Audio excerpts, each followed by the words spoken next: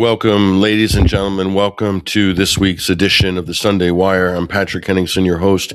We're streaming out live on Rumble, on X, on YouTube Live, as well as BitChute, Facebook Live, and also, of course, at 21stcenturywire.com. We'll be also out on the audio streams after the program. And in the Overdrive segment, we're going to be joined by some of our teammates from the Alternate Current Radio Network, Hesher, Bryan, McClain, and Adam Clark, a.k.a. Ruckus, as well as Basil Valentine, hopefully will be chiming in from the UK. There's been quite a lot that's happened, earth-shaking, in fact, over the weekend. Of course, the war. We don't need to go into it, but that's what we'll be talking about. And also, we'll be intermittently reviewing some of the comments made by mainly U.S. officials. I'm going to give my basic synopsis on, where I think things are at right now with this conflict. But suffice to say, there's a lot of ground to cover. I mean, you guys have probably seen wall-to-wall 24/7 coverage on this already. So, we're going to probably focus most of our efforts on our commentary on what's happened. I'll definitely give you my evaluation. I've also got probably the main opening statement by Donald Trump that he used to kick this war off. And I'm going to do a discourse analysis on this because it's so ram-packed full of lies that it just beggars belief. I mean, I thought this president was really stupid, and before, and now he's confirmed that he doesn't even have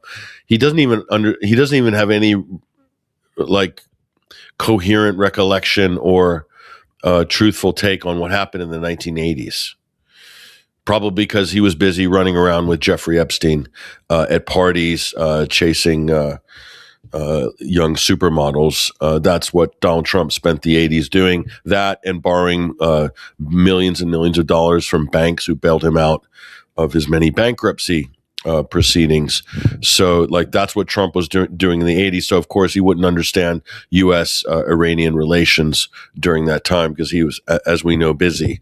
So we just, best leave that one up to the experts, Donald, but you're not surrounded by any. You're surrounded by the biggest bunch of charlatans. Whoever wrote that speech for the president, I'm guessing it's Sebastian Gorka or one of these other ne'er-do-wells. Who knows? But it doesn't even correspond to reality at all. So we'll break that down. So basically, what's happened over the weekend? Okay, now going into the weekend, we thought that maybe there would be some kind of chance, maybe for possibly some kind of an impasse. There seemed to be negotiations going on, but I was under no illusions, and neither were the Iranians, by the looks of it, that the United States was sincere for any of its, whatever it was pushing in terms of possibilities of averting a war by negotiating another nuclear deal. I mean, just bizarre that we would even have that conversation. But that was what was implied. They did this before in June, and in June they used the negotiations in Oman as a facade for a sneak attack, which Israel did. So the U.S. works with Israel, and Israel works with the U.S., and they're able to sort of double their military capability by working together. And the U.S. will claim deniability, saying, we didn't kill the supreme leader. It was the Israelis. No, it was the U.S. and the Israelis. They every single mission is a joint mission. Every single mission is a joint mission. Various aspects of those missions, including the cover, the defense, covering for retaliation, so forth. That's all done by the U.S. and Israel together. Okay, so it's disingenuous and it's an outright lie to claim that somehow these are two independent actors working independently and they're just kind of reacting to things. No. So what happened was, again, two Israeli operatives that were planted into the Trump's cabinet. Okay. One of them, his name is Steve Witkoff. He does not work for the United States of America. He works first and foremost for Israel. He is an Israeli firster, even during his envoy duties, when he was pretending to be negotiating some kind of a deal with Hamas over Gaza. He was attending elite Israeli lobby gala dinners and speaking at them while he was supposedly negotiating. Under the aegis of the United States of America, which is just patently ridiculous. Steve Witkoff has no official position in the government, yet Trump, because Israel has instructed Trump, they want their Israeli man, Steve Witkoff, as a front of house on all major negotiations. That's not a decision that is above Trump's pay grade. Okay, that's from the Israeli lobby. That's from Benjamin Netanyahu's personal office. Okay, that's why Steve Witkoff runs front of house, so that they can pull deceptions and they can string the world along to believe that there's some kind of peace negotiations over Iran's non-existent nuclear weapons program. Non-existent. And the other Israeli agent is Jared Kushner, who happens to be the president's son-in-law, who again has no official cabinet position, wasn't elected to anything, certainly wasn't on the campaign ballot, that he would be running U.S. foreign policy along with this shady property dealer from Long Island named Steve Witkoff, who is an Israeli firster. We don't know whether those two people have Israeli passports or not, or whether they just have a U.S. passport. It's unknown. It's unknown.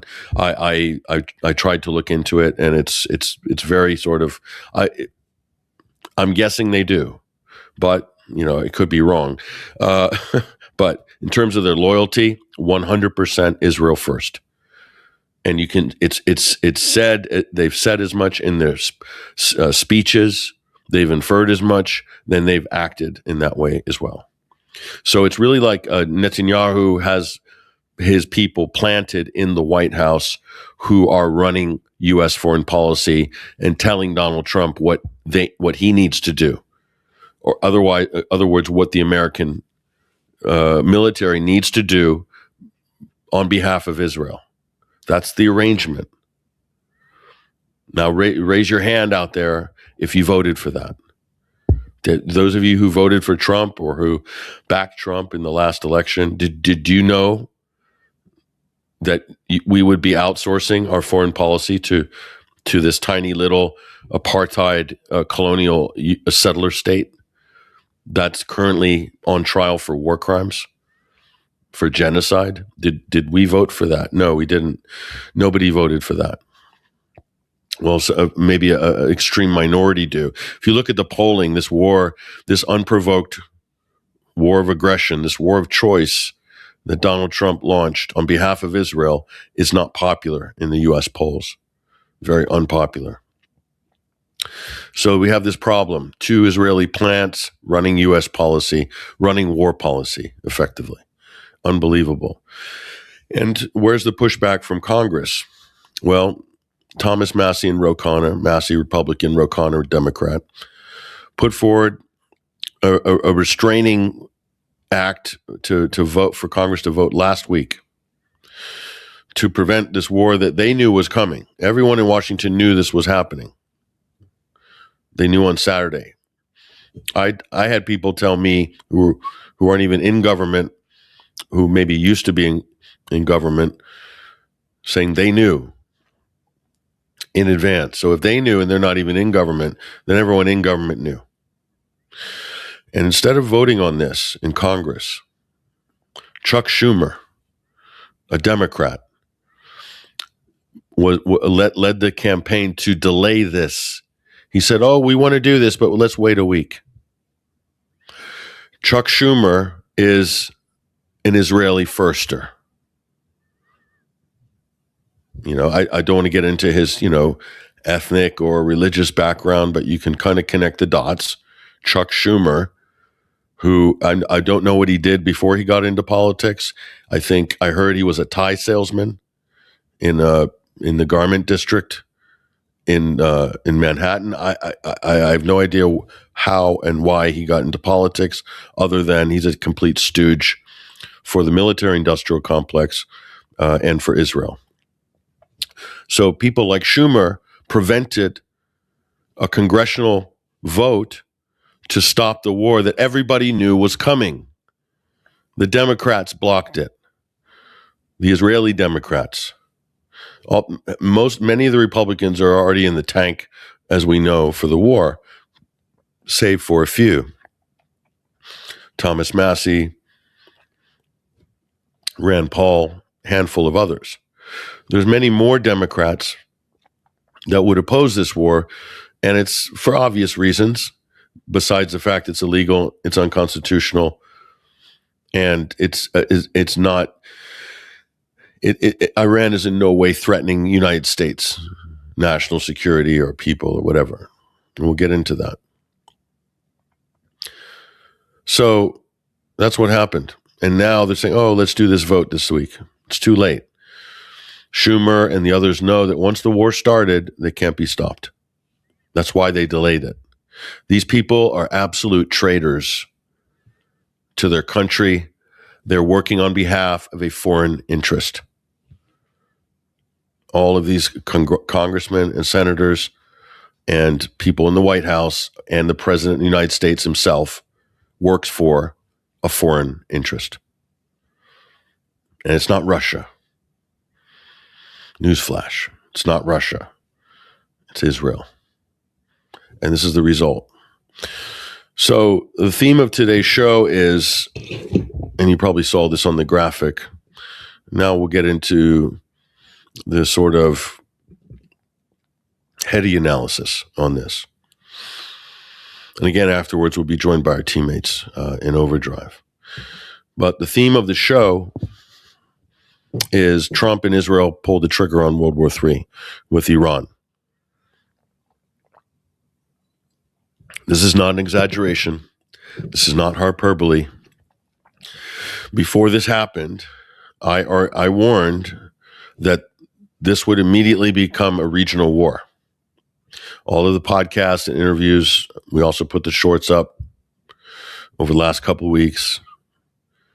And of course, it's a regional war. So, and once it's a regional war, can it be contained from becoming a world war? Open question. Is this something you want to roll the dice with? Can this be prevented from becoming a nuclear war? Well, Iran doesn't have nukes. Newsflash. They don't have nukes. There's no evidence that they've ever had them. There's no evidence that they're building them. That's a fact. And we'll get into the president's speech. But that man there was assassinated yesterday. And we don't know if it was the Israelis or the Americans that are going to exclusively take credit for it. But they like to hide it between each other in that gray area because that's politically convenient. This is part of the special relationship.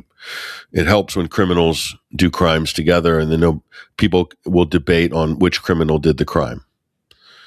That's the nature of the relationship.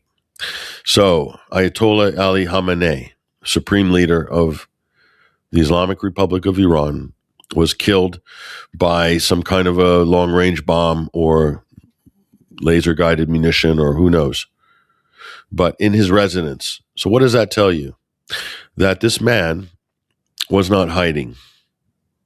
This man was prepared to die for his country. Okay? 86-year-old man, former president of the country, is now the sort of religious and spiritual leader of the nation, of his nation, and he is martyred and killed by the enemies of his country. So, in terms of a fully lived life, in this country, in this culture here that we see in Persia in Iran.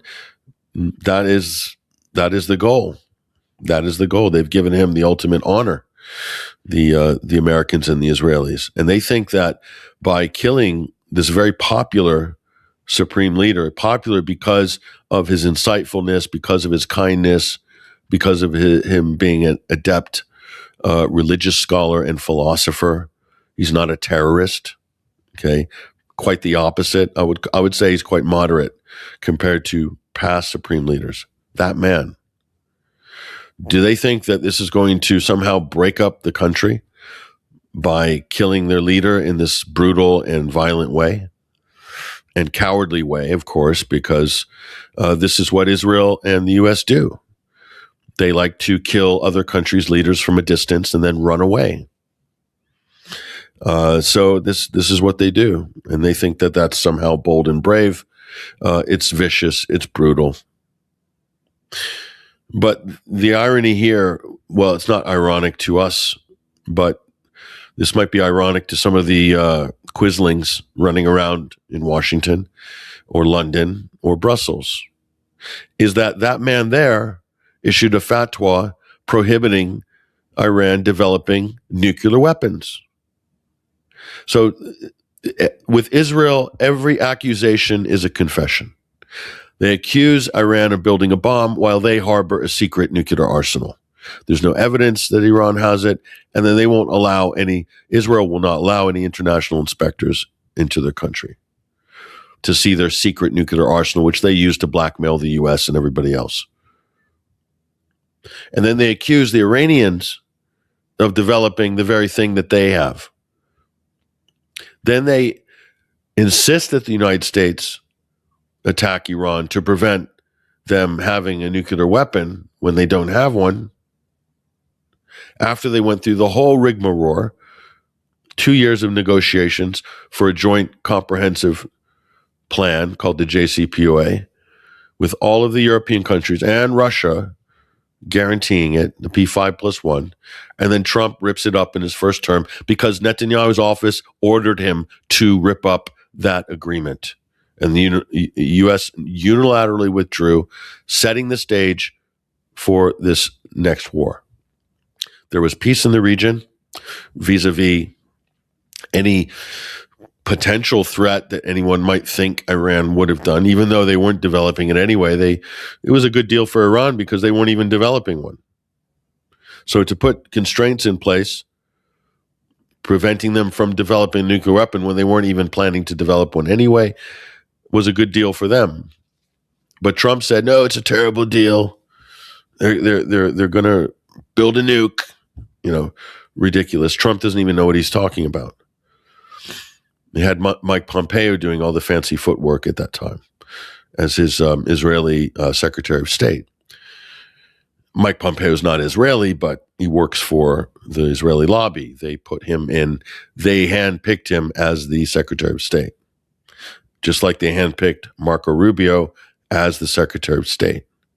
Paul Singer handpicked Rubio, Jewish American billionaire, handpicked Marco Rubio, and Mary Madelson did as Secretary of State. And that goes through the whole of the Trump cabinet. Handpicked. Every single one of them an Israeli loyalist, some of them fanatic Israeli cultists. Pete Hegseth is the U.S. in charge of the U.S. military.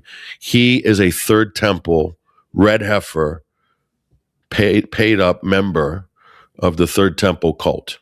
Pete Hegseth. Why do you think he was selected as a weekend Fox News host with no experience doing anything other than reading a teleprompter and putting gel in his hair every day? That was the extent of his experience. He did a couple of tours in Iraq and Afghanistan as a major, as a reservist. He was a guard at Guantanamo Bay. Never achieved any rank higher than major as far as we could see from his military records. And they say, wow, let's put him in charge of the Pentagon. Where do you think that order came from? Was that based on his qualifications? Was it even based on Trump? No, they wanted somebody who had no experience, who was an Israeli loyalist, who was a fanatic, and someone who would do anything. Usually when you promote somebody who has no experience into a very heavyweight position, they will do anything to keep that position because in their mind, or in Pete Hegseth's mind, he's won the lottery. He didn't have to earn that job. Normally, a U.S. military person would have to go through years to show their skill, their capability, their fortitude, their loyalty, their intellectual prowess through wars, commanding armies, serving in the Joint Chiefs of Staff, earning stars as a general, or even as a lieutenant colonel, for that matter. You'd have to pay your dues in order to even be shortlisted for a job like defense secretary. Or alternatively, you could have 30 years experience in the military industry, the defense industry. But Hegseth had none of that. So he was fast-tracked, won the lottery, and he'll do anything he's told. If they say, go drop nukes on whoever, he'll say, yeah, I'm ready for that. He'll look himself in the mirror, put an extra layer of hair gel, and convince himself that he needs to do that. Because that's how it goes. Otherwise, you're going to lose it all, Pete. Going to lose it all. Charmed life. Didn't earn the position. This is a classic tactic in a corrupt institution or corrupt hierarchy. That's how you get control of certain people. Certain people that are so fanatical, they will do anything. And very easy to manipulate. And hugely compromised. So, not to digress too much, but I'm just giving you a snapshot of how we got here. And this guy renamed the Department of Defense to the Department of War. What can you expect at that point? So they've killed this man. And thinking that the country's going to fall apart today. Well, the opposite's happened. This is also what I warned. It's also what I said on many broadcasts. So I was in Iran two weeks ago, 3 weeks ago. I arrived just under 3 weeks ago. And what I saw was not that the country was falling apart, that the country was galvanizing, that there was a lot higher level of solidarity because they're under threat. They were just under threat while I was there. Bombs could have been dropping at any moment. I was very cognizant of that. I was aware of that. But that's why I went. I had an opening, an opportunity. I got press accreditation. I'm an accredited journalist. So I applied and got press accreditation. And I went. And now you see the country has been attacked. So if they were galvanized under threat of attack when I was there, and 2 million people out in the streets in Tehran, what do you think it is like today? The funeral is going to happen for the supreme leader. U.S. bombs and Israeli bombs are raining down on Tehran and around the country. Now, do you think the Iranians are going to lock themselves down in their homes? Or do you think they're going to come out in unprecedented numbers? Just wait. Just wait. If it's today or tomorrow, you're going to see an unprecedented show of support for the country, for the government, in support of the leader. No question. So we'll see.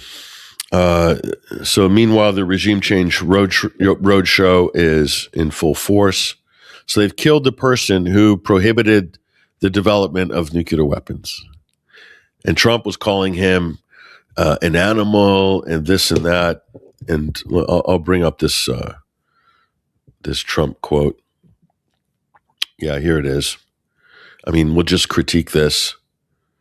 I mean, it just shows what an idiot for a president we have. Unprecedented level of idiocy from this president. It's not shocking But it's, as an American, I'd say it's very disappointing that we have this.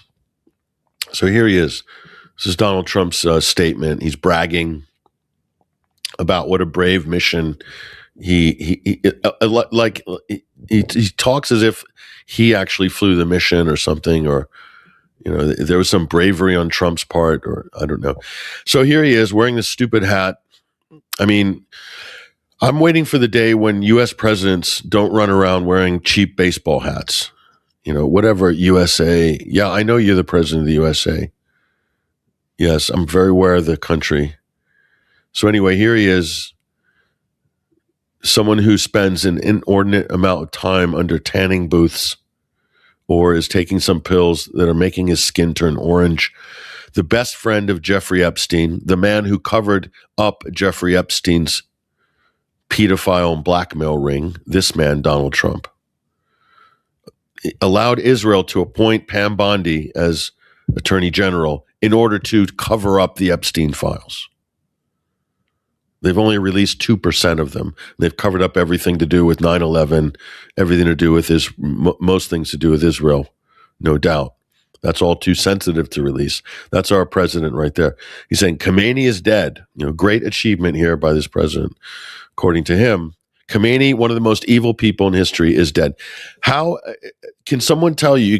You can say, do the Goebbels thing.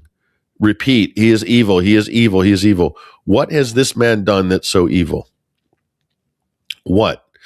And if you can find one or two things, if you're lucky, now put those up there on the board and compare them with what Donald Trump has done in 12 months.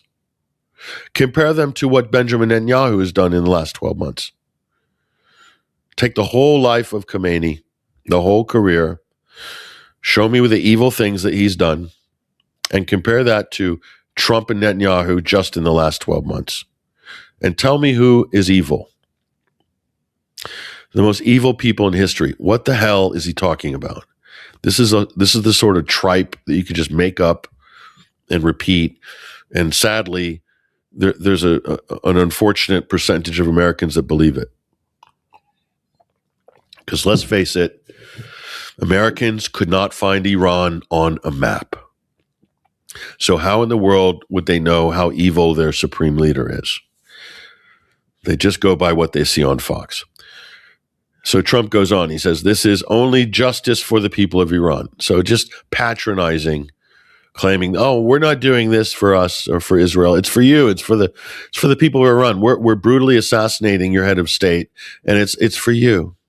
No due process. Can't even list the injustices or whatever crimes he's done. He makes some claims later here. But for all great Americans, capital G, great, capital G. What makes Americans great in this context, I really don't understand. To those people from the many countries throughout the world, so I'm Trump speaking to the peoples of the world. Trump's approval rating in America right now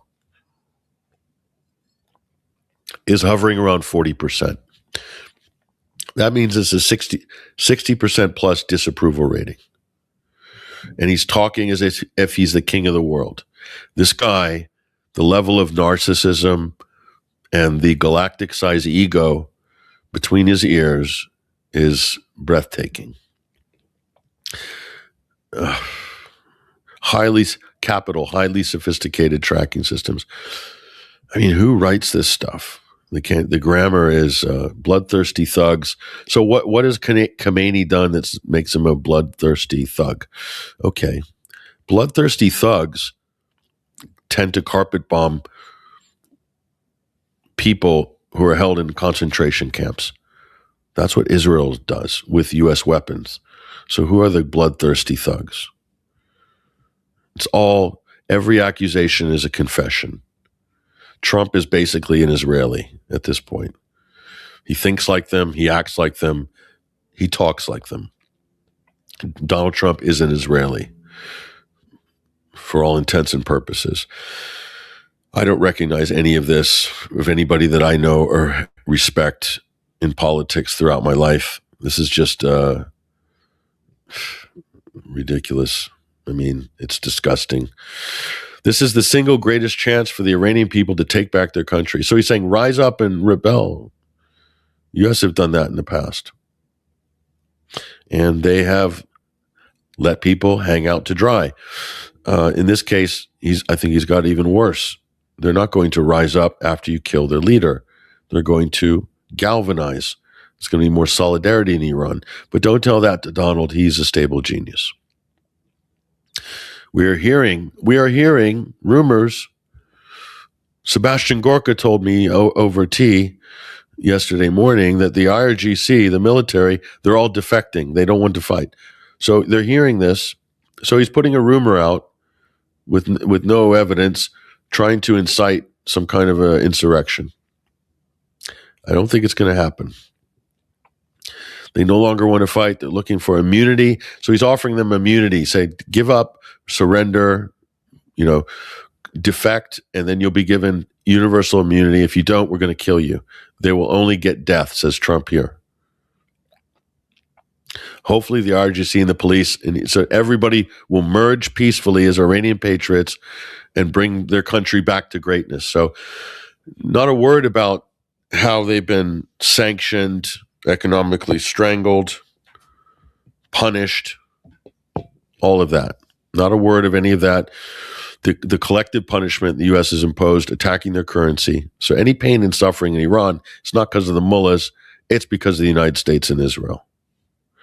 Peace throughout the Middle East, blah, blah, blah. I mean, this guy is unbelievable. Honestly, folks, I've never seen anything this stupid in my life. We're reaching sort of peak idiocracy in foreign policy terms.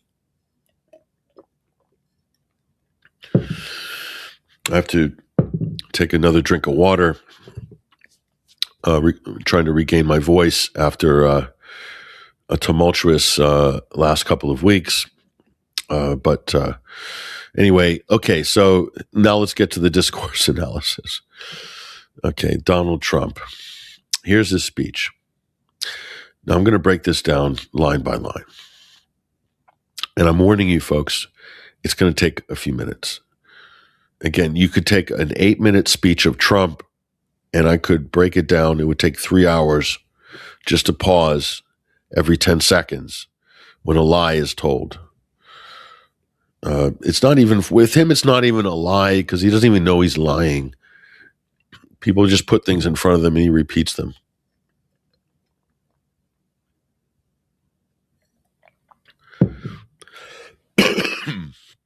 Pardon me. I should probably mute the mic for a minute. We're going to take a break just for a second.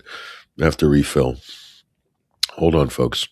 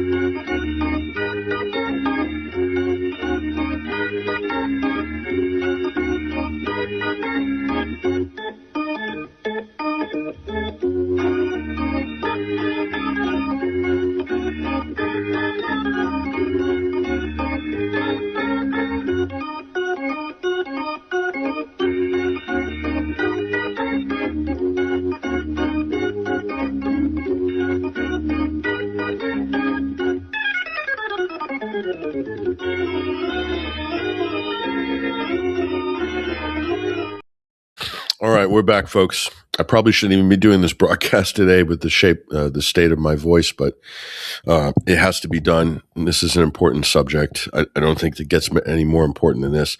I've got a gallon of water here in front of me. I will drink the whole thing if necessary to get through what I'm about to show you, because it's very important. So let's bring this video up, this video file up here. Trump. So this is the president. This is the president announcing his gallant military operation. And what we're going to do, if you don't mind, and this is actually good fodder for comments and conversation. And a lot of people won't even know. Now, I haven't taken any notes. I've only listened to this once yesterday. And I made mental notes, and I stopped making mental notes after about a minute and a half of this speech, just because there's so many factual errors in it. And, I just want to say that it's pretty sad. It's a pretty sad indictment of our culture, of our country, that if the bar is so low that the president of the United States, we don't expect that he's going to actually say something when he's announcing World War III, that he won't even have the decency to say what's historically or factually true. That we don't have that expectation. We just, it's Trump. Of course, he's going to say a bunch of BS and bombs away.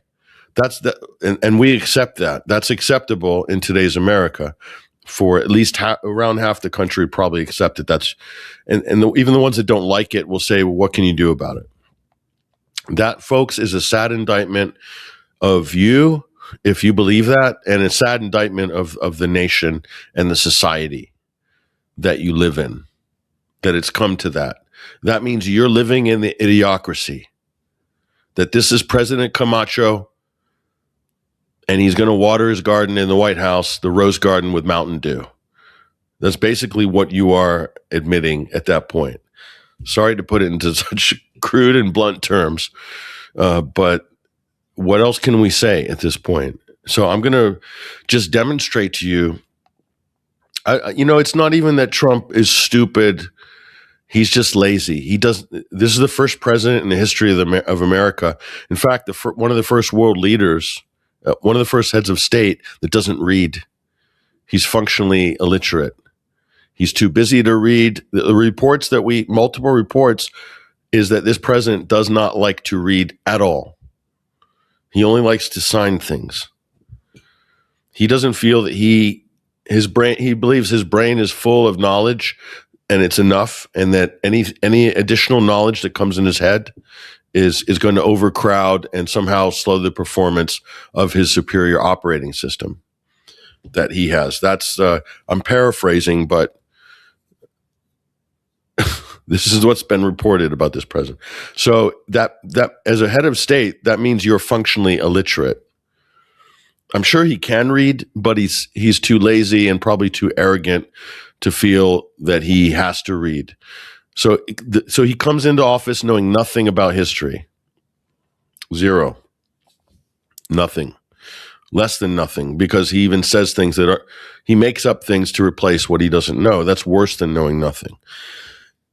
And he feels because he's in power that he doesn't need to top up his knowledge base. So this is what we get, basically. This is the result. The result is you will get World War III with someone this vacant, this lazy and arrogant in charge in a country as powerful as the United States, with a whole bunch of minions that were selected by a foreign entity.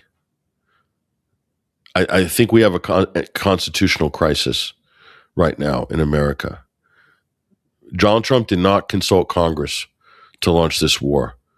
But make a note, ladies and gentlemen, if you're listening, and if you're on social media, follow up on this. Donald Trump did not consult Congress about this war, but Netanyahu consulted the Knesset in their security committees. So about a U.S. operation. So Israel Follow me, folks.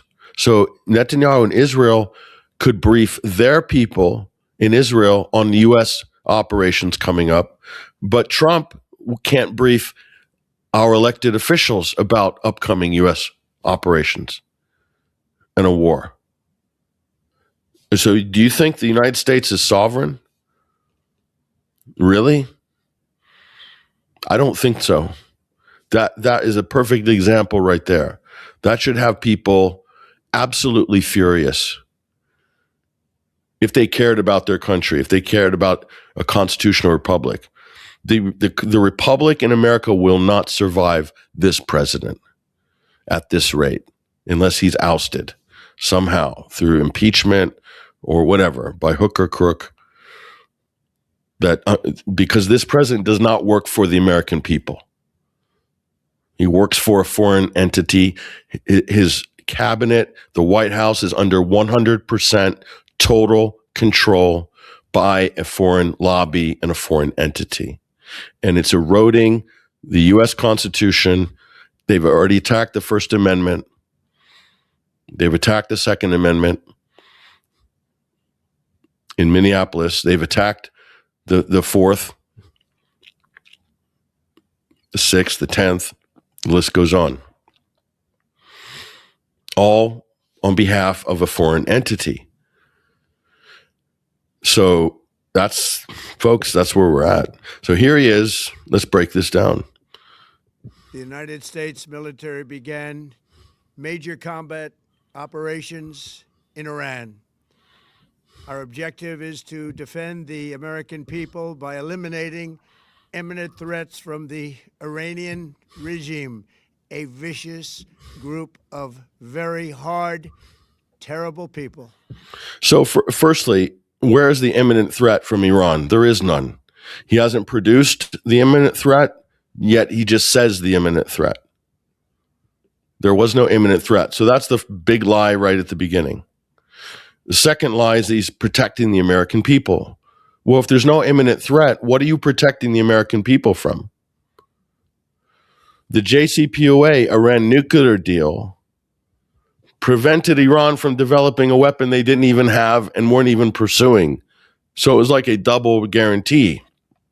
Donald Trump yanked that deal in his first term by direct orders from Benjamin Netanyahu's office via Mike Pompeo and his cabinet. So if there was a nuclear threat, Donald Trump removed the safety that would have contained it. And he did that on purpose to say that now they're developing it. Donald Trump attacked the JCPOA, and the Israelis wanted it out because it was providing a peaceful framework. Israel did not want a peaceful framework. That's why they instructed Trump 1.0 to pull the agreement. Do people see the logic? It's very simple. The goal of Israel, Netanyahu, and this Trump administration is not peace.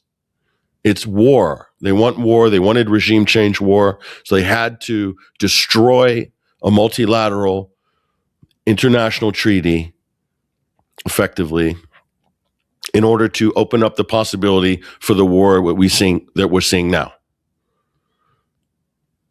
So I'm telling you the truth. This guy, this charlatan that I'm playing you here, is lying. He is a professional liar of the highest order. Let's bring him back. Its menacing activities directly endanger the United States, our troops, our bases overseas, and our allies throughout the world. So let me get this straight. How is Iran menacing overseas and threatening U.S. troops? The U.S. just launched an unprovoked war of choice against Iran, and Iran retaliates. They said they're going to retaliate. Their threat of retaliation against a U.S. attack is deemed here by the president as threatening to U.S. troops. So the only way you can translate this is, because we live in an idiocracy, is that Iran is guilty of establishing a country that's too close to all of these U.S. military bases in the region. This is the only way we can figure out this problem. That's the only solution. Anyway, continue. For 47 years, the Iranian regime has chanted death to America and waged an unending campaign of bloodshed and mass murder. Okay, where's the bloodshed and mass murder? A never-ending campaign of bloodshed and mass murder. There's only there's only two countries that have waged a never-ending campaign of mass murder and bloodshed in the Middle East. There's only two countries that have done that. The United States and Israel. Do you want to break down the numbers? Should we break down the numbers? Between Iraq, between the West Bank and Gaza, between Syria, what Israel did to Syria, what U.S. and NATO did to Syria. We could go on. The Arab-Israeli wars started by Israel. But that's small fry compared to what the U.S. and Israel have done in the last 20, 25 years. Who's backing MEK terrorist attacks in Iran? Israel and the U.S. Who's backing ISIS attacks in Iran? Israel and the U.S. Who's backing ISIS? Israel and the U.S., Saudi Arabia, Qatar, Kuwait, the Gulf Arab countries. Backing all the jihadi fighters. Who's backing Al-Qaeda in Syria? Who is backing the fake president in Syria? Who endorsed him? Donald Trump. The head of Al-Qaeda, Donald Trump said he's a great guy. He's a handsome guy. Al-Qaeda. So that makes the U.S. and Israel the number one state sponsors of terror by far in the world, and probably you can throw the Gulf states in there for their sins. Who launched the war against Yemen? The U.S., Saudi Arabia, Israel. I mean, this isn't even a debate. It's just a joke.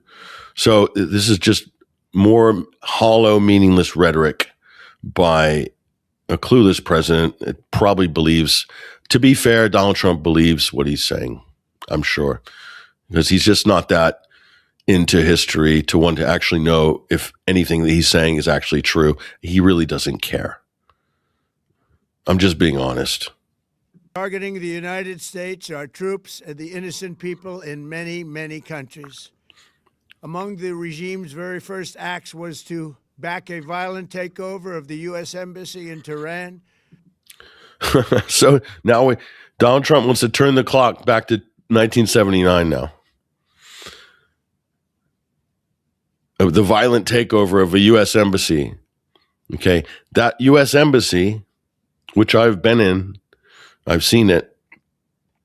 That was the largest CIA station, spy hub for the entirety of Asia. That was one of the biggest operations outside of the U.S. It wasn't an embassy, it was a CIA station. Sorry to correct you. Full of spies. They also had a listening station there. They had encryption, decoding rooms, SCIFs. They tried to burn and shred all the documents when the students were besieging the embassy, and apparently the furnace was malfunctioning, so they tried to shred them. And the students stopped them, put all the documents together, paste them together, and then publish them.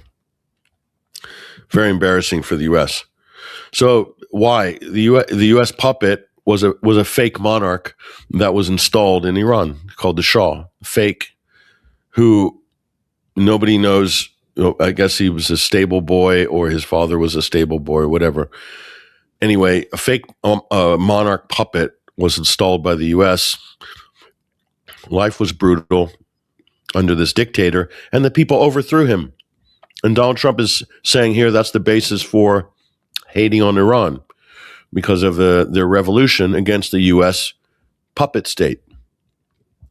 That was 47 years ago. And that's the basis for this war. Utterly retarded. Utterly retarded. And I'm being nice. Holding dozens of American hostages for 444 days. In 1983, Iran's proxy... Okay, holding dozens of American hostages. I grew up with that. I watched that every night on the news. Day 300, this is Ted Koppel. Day 300 of the Iran hostage siege. So if it was so urgent, why did the Reagan campaign bribe the Iranians at the time during the presidential election to hold the hostages until after the election so Reagan could take credit? If their lives were so valuable, oh my goodness. No, they were used as political tools and pieces on the board by the White House or the incoming Reagan White House. October surprise. And the story was that Reagan negotiated the release and Carter duffed it up. Carter already had them released. But Reagan, they needed to win the White House, so they did a backroom deal. Very dirty deal, using the hostages as political pawns. Republicans. It's fact. But, does Donald Trump know anything about that? No. Does he care?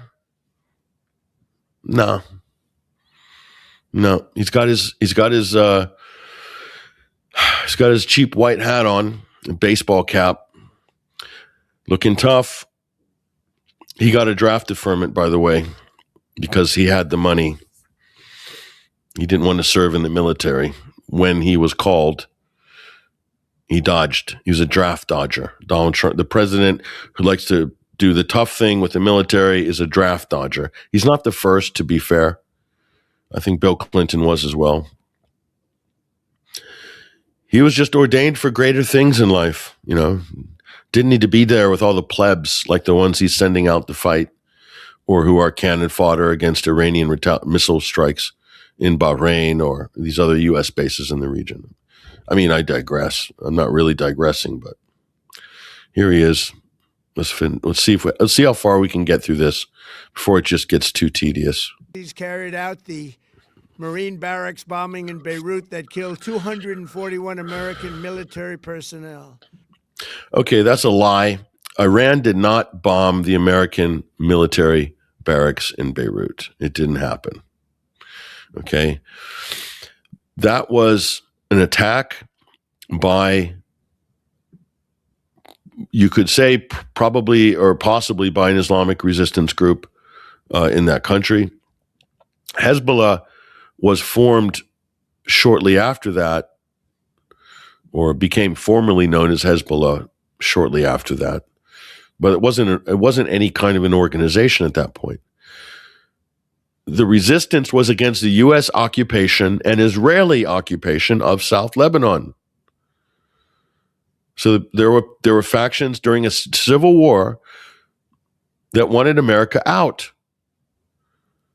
Because that happens during conflict and civil war, right? But Trump says, no, it's the regime. It's the Iranians. And we're going to rewrite history and use that to justify an illegal war, an undeclared war of aggression, a war crime. We're going to use this relitigating of history, re-editorializing of history as justification for this pointless war on behalf of Israel. So yeah, just make it up. The 1983 Marine barracks bombing. That's why we're attacking Iran. If you have to dig that deep and really just make up stuff, you do not have a case at all for war. If you did have a case, you wouldn't have front-loaded your speech with this garbage. This is the most pathetic speech by a U.S. leader in the history of the United States of America. They knew and were probably involved with the attack on the USS Cole. USS Cole. It's confirmed 6 ways to Sunday that was Al Qaeda or Al Qaeda or Al Masada or whatever. But let's just say we'll use the popular term Al Qaeda. Unbelievable.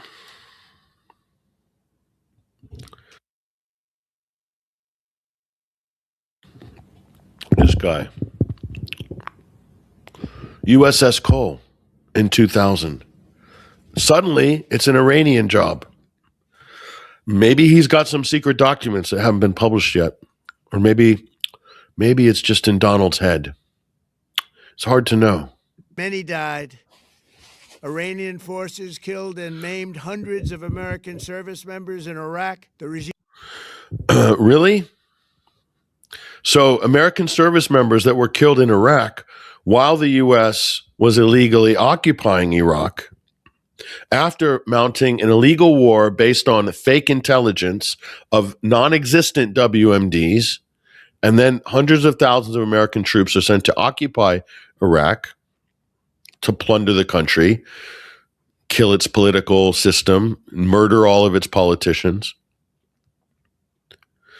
And of course, there was an armed resistance that emerged from that. And U.S. troops were killed with IEDs and very rudimentary. You don't need Iran to make IEDs. The Afghans could probably teach you how to do that better than anybody. So suddenly this is Iran's fault? Those were Iraqi resistance people. So Trump's lying again about the Iraq war now. So it's just like the whole litany of U.S. illegal interventions.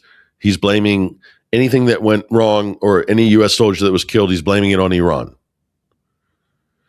And as we're on the subject of Iraq, and this would have been under the great David Petraeus, who, serviceman I know, his nickname is David Betray Us. That's what U.S. servicemen I know have for years have been calling David Petraeus. So while Petraeus was lording it over Iraq, over that illegal war and illegal occupation, where the U.S. killed hundreds of thousands and maimed and starved to death through sanctions and their military activities, they killed millions of Iraqis and displaced millions more. I mean, is that not a crime, Donald Trump? But no, the Iranians. So under Petraeus, they hired a colonel who was a psychopath. His name was Steele. I don't have his. I had studied this story. His name might have been James Steele, but it was Steele. I believe his rank was captain or colonel. And his job was to train death squads. And the U.S. picked Shiite death squads because they wanted to create more sectarian warfare between Sunnis and Shiites. So they trained sectarian Shiite paramilitaries. And lo and behold, the basis of these hit squads that were terrorizing people later broke away, became disenchanted as their role as U.S. stooges, and turned into armed resistance against the U.S. occupation. So the thing Trump is telling you about, the United States armed and trained. The U.S. armed and trained the people that eventually would turn to kill U.S. troops. Fact. There's documentaries made about this. But again, I'm just telling you truthful forensic history. That has no place in Washington. I fully understand that. I mean, I feel ashamed to even bring this up.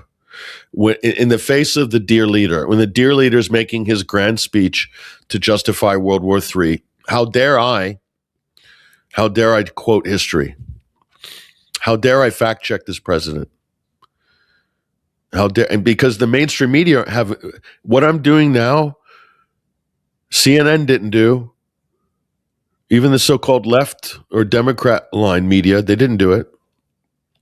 They didn't fact check the president. Democrats, Republicans, mainstream, they let all his lies ride. All of them. Because they back those lies. Because those lies whitewash all the crimes of U.S.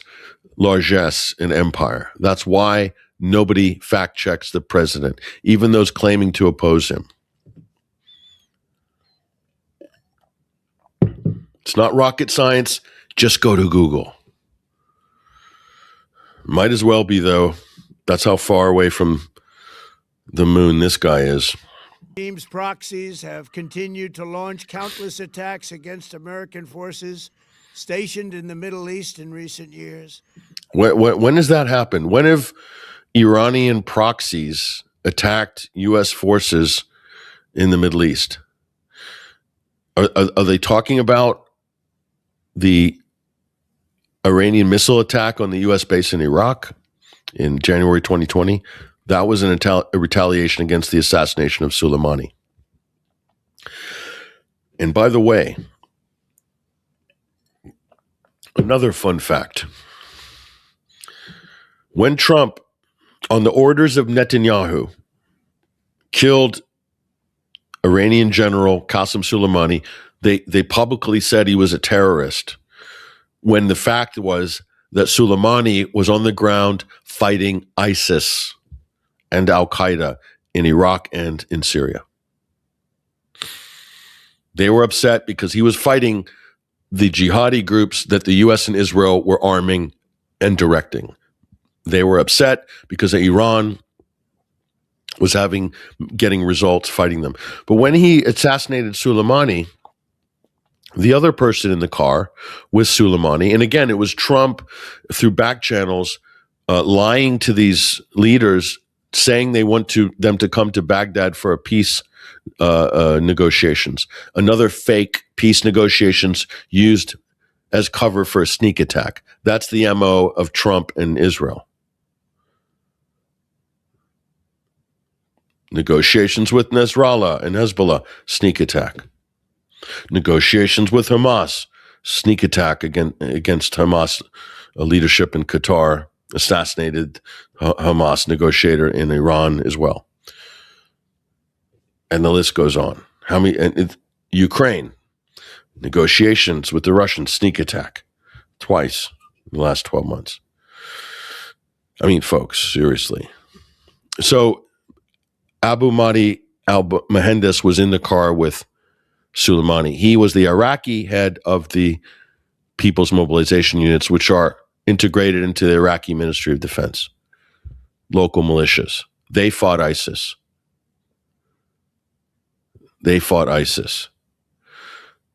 And so when the retaliation happened, it was definitely against a U.S. base in Iraq for that reason. It's not rocket science. It shouldn't be anyway. But to a lot of people in Trump's orbit, they don't know anything about what I've just said. I listen to these people. I'm on forums with them. I'm on panel debates with them. They don't know anything. They all they know is the propaganda that's getting spit out from U.S. Washington think tanks and Fox and whatever. Maybe Brookings. Maybe get slightly more realistic take from Brookings. But forget it. So anyway, just why am I even bothering? Because none of this means anything to these people. As well as U.S. naval and commercial vessels in international shipping lanes. It's been mass terror, and we're not going to put up. So Iran hasn't attacked any U.S. shipping, but every accusation is a confession. The U.S., with the help of the British, have been hijacking and stealing for a number of years now Iranian oil in international shipping lanes. And the U.S. with Russian tankers. Okay. Every accusation is a confession. Iran didn't do any of that. If you're talking about the Houthis, that is a direct retaliation to attacks on Yemen. And they said publicly they were trying to stop Israel's genocide in Gaza. And here's Trump saying, oh, no, it's the Iranians just doing it just to be mean, and we're going to stop them. No responsibility, no accountability, nothing. It's like Alice in Wonderland. That's the best we can comparison at this point. With it any longer. From Lebanon to Yemen and Syria to Iraq, the regime has armed, trained, and funded terrorist militias that... Holy smokes, folks. Every accusation is a confession. So who armed and trained terrorist militias in Syria? Let me see. Al-Nusra, Al-Qaeda, Jaish al-Islam, Noor al-Din Zinki, Free Syrian Army, all terrorist militias armed by the United States and NATO, paid for by the Saudis and Qatar, U.S. allies. Hundreds of thousands of terrorist fighters they poured for 15 years into Syria to break up the country and overthrow the government in Damascus. And Trump's blaming that on Iran? That's declassified. It was in the New York Times, Donald. USA armed the terrorists, an unprecedented number of terrorists. It's created a terrorist glut in the global terrorism market. USA did that, not Iran. Nope. And Israel provided the air cover for those terrorists with repeated strikes against Syria over a 10-year period. Fact. Have soaked the earth with blood and guts. And it was Iran's proxy, Hamas, that launched the monstrous October 7th attacks on Israel, slaughtering more than 1,000 innocent people, including 46 Americans, while taking 12 of our citizens hostage. So that's a lie. Typical October 7th. So for dual passport holders who are Israelis but have an American passport, suddenly they're Americans. I'm sorry, but this is just stupid. Okay. On October 7th, Hamas did not kill 1,200 innocent people. No. If you break down the numbers, hundreds were Israeli military, Shin Bet police force, Israeli reservists, some of which are armed. Those are combatants. And they didn't attack Israel. Israel's illegally occupying Palestinian territory. So, according to international law, and Israel does not declare its borders for this very reason, folks. Little lesson here. It's not Israeli territory. It's illegally occupied, stolen Palestinian territory.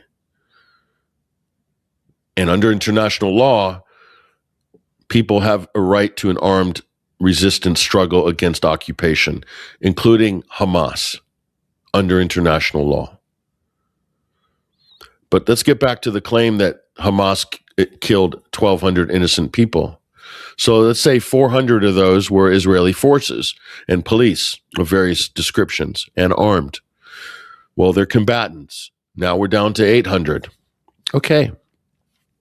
Now we have official admissions in Israeli media that the Israeli military unloaded in Apache helicopters on kibbutzes and tanks, shelling kibbutzes and firing on cars, fleeing the scene. Many of whom were from the Nova Music Festival, killed by the IDF. That's admitted in Israeli press. We've documented that. Asa Winstanley and many other, Max Blumenthal, The Gray Zone, many journalists have already documented this. It's a fact. So now let's say that the IDF killed 350, 400. Now we're down to 400 people that are potentially innocent. Out of that 400, well, we have crossfire during the hostage taking. We also have other anomalies in there. We also have a discrepancy over the identification of some of these so-called victims.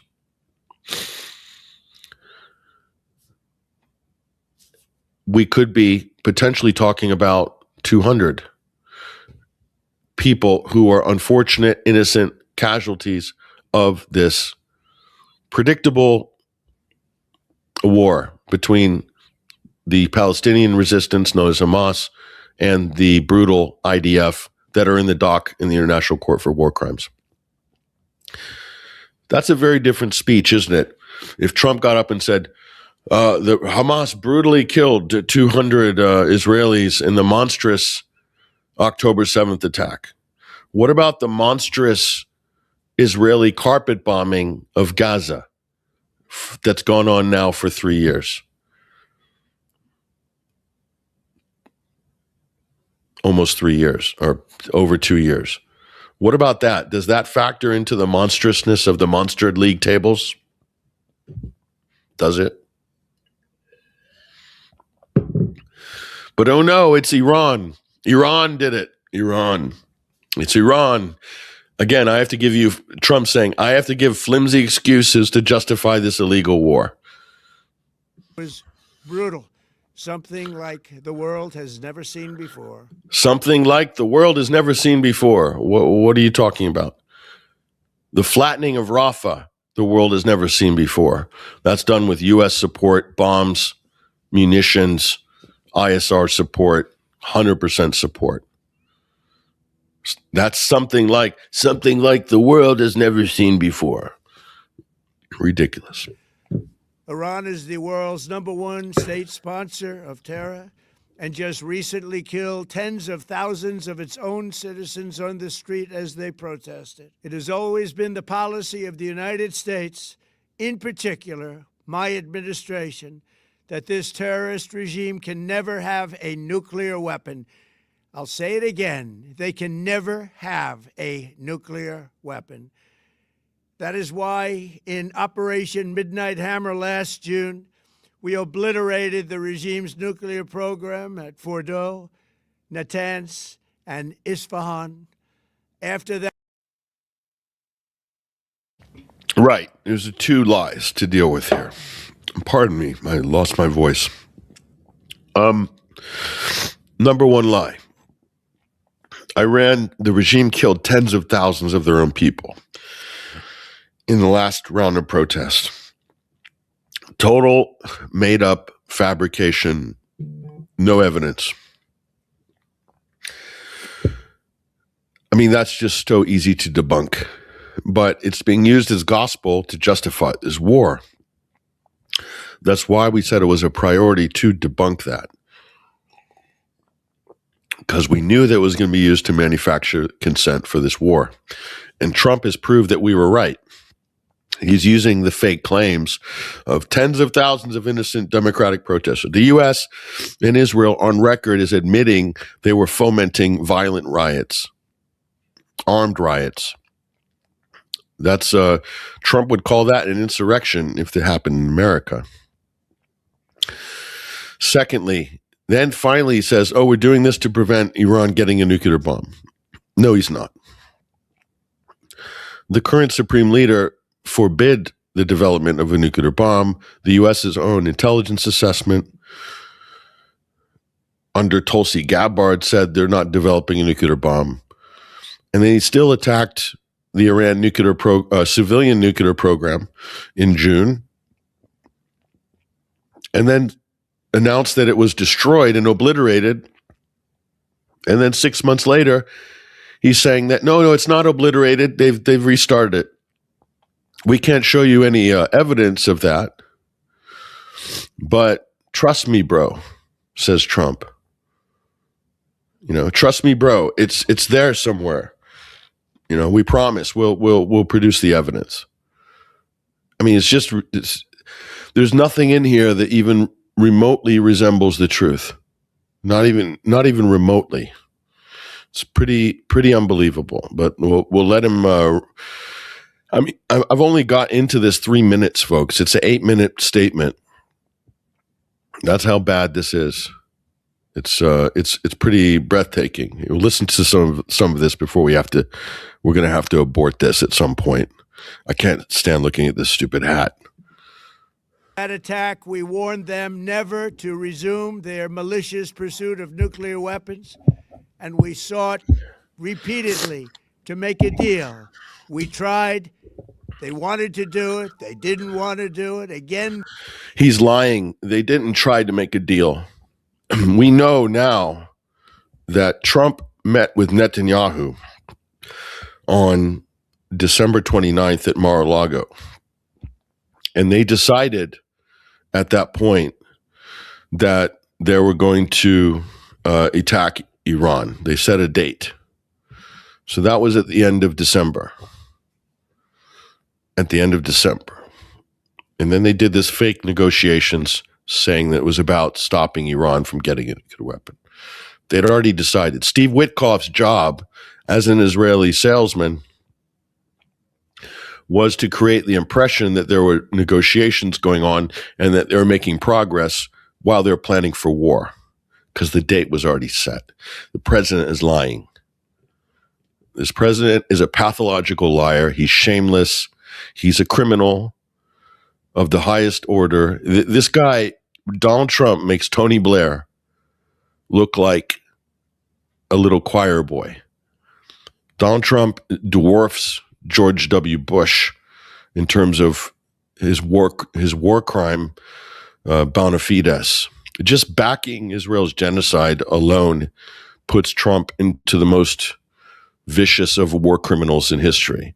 But launching this, what could be World War III, on no basis at all, but a whole bevy of lies under the complete control of a foreign entity.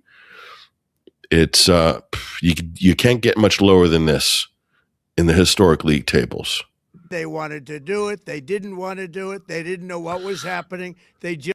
Every accusation is a confession. They didn't know what was happening. He claims the Iranians didn't know what was happening. Let me tell you, the Iranians knew exactly what was happening. Donald Trump didn't know what was happening. Every accusation is a confession with these people. This guy doesn't know. This guy couldn't tie his shoes without somebody helping him. And he's saying the Iranians didn't. The Iranians fully knew. Do you see how fast the Iranians responded to the U.S. strike? They knew that the negotiations were fake, but they had to do it anyway, just for the public facade, to show that they were trying. They knew the U.S. and Israel were going to betray them, and they did. They were correct. Unscrupulous, completely unethical, dirty tactics by Trump and Israel. Dirty, underhanded, worse than mafioso. This is Donald Trump is literally the bottom of the barrel for U.S. presidents now. This is just detritus at this point. These people are beyond dangerous, as you can see. Just wanted to practice evil, but Iran refused, just as it has for decades and decades. They've rejected every opportunity to renounce their nuclear ambitions. This is a complete lie. They already signed the JCPOA under Obama. The treaty was working fine. Everybody was on board. The British, the French, the Europeans all guaranteed. The Russians even were working as guarantors. The International Atomic Energy Agency was they have cameras. And he's saying that Iran has avoided trying to make a deal or whatever on their non-existent nuclear weapons program that that the U.S. and Israel claim they have, which there's no evidence they have. But Iran did a deal anyway. And Trump, the guy who who canceled the treaty, is accusing the Iranians of avoiding making a deal. This guy is the worst liar in the history of the world at this point. The absolute unadulterated BS that comes out of the mouth of this president is beyond I mean, every accusation is a confession. When it comes to Israel and Trump is an Israeli. He thinks like an Israeli. He talks like an Israeli. He is an Israeli. Trump is the puppet, is the lapdog, is the ventriloquist puppet of Benjamin Netanyahu. That's what you're looking at. Just has a stupid baseball cap on, but that's basically Netanyahu. That's who's running this president. And we can't take it anymore. Instead, they attempted to rebuild their nuclear program and to continue developing long-range missiles that can now threaten our very good friends and allies in Europe, our troops stationed overseas, and could... He's lying. Iranian missiles don't threaten Europe. How many lies can you pile into this? Okay, if they threaten U.S. troops in the region, that's because U.S. bases are located in all of those fake emirates that were established by the British Empire. And the U.S. have bases in all of them. So if Iran is negotiating in good faith to avoid a war, and the U.S. uses the negotiations as cover for a sneak attack, if Iran retaliates at that point, they're within their rights under all treaties and international law to retaliate against the source of the attack, which is the U.S. And where's the U.S.? And all of these bases around the region. But in Trump's world, or in the Israeli world, we can attack you when we want, and if you dare to strike back, you're a terrorist.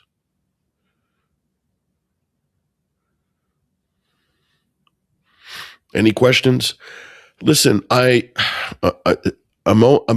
4 minutes into this. It's an 8-minute speech. I don't want to torture you guys anymore with this clown. And this was his opening gambit for starting World War III.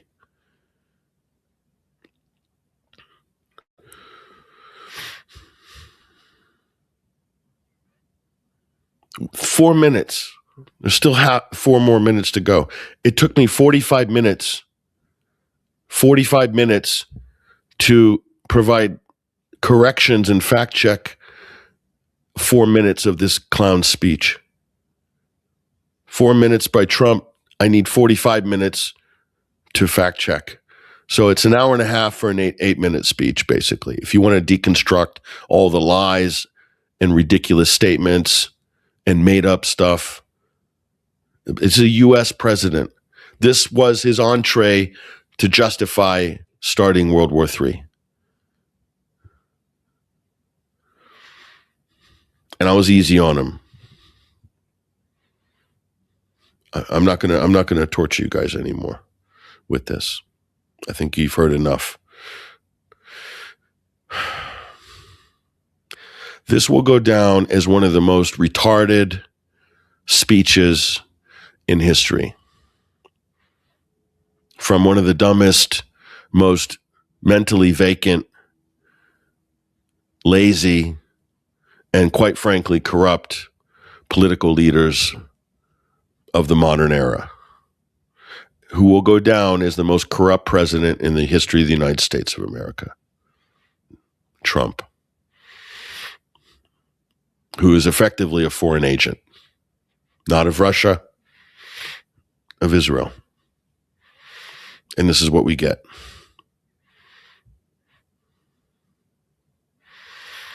And if your expectations are so low that that's fine and you're happy with this, then that's a very sad indictment of American society.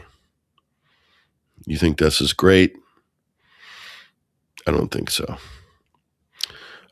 Let's take a break here and we'll be back. Connect our teammates in Overdrive. I'm Patrick Henningsen. This is the Sunday Wire. We're live on YouTube, live on X, live on Rumble, live on Facebook Live, BitChute as well. Big up to BitChute. I met the founder of BitChute last week, who's just awesome, and I could not thank him enough for what he did for all of us as content creators at a time of the most heavy censorship. And great person and an absolute warrior. And, I just wanted to give that shout out to BitChute because they deserve some big props, folks. But anyway, we're on all those platforms, plus the audio streams after the program on iTunes as well. That's the Sunday Wire. Look, break is coming. Let's hear from Red Rumble. Let's loosen it up. I'll see you guys in a few minutes. For in the final analysis, we all inhabit this small planet, and we are all mortal.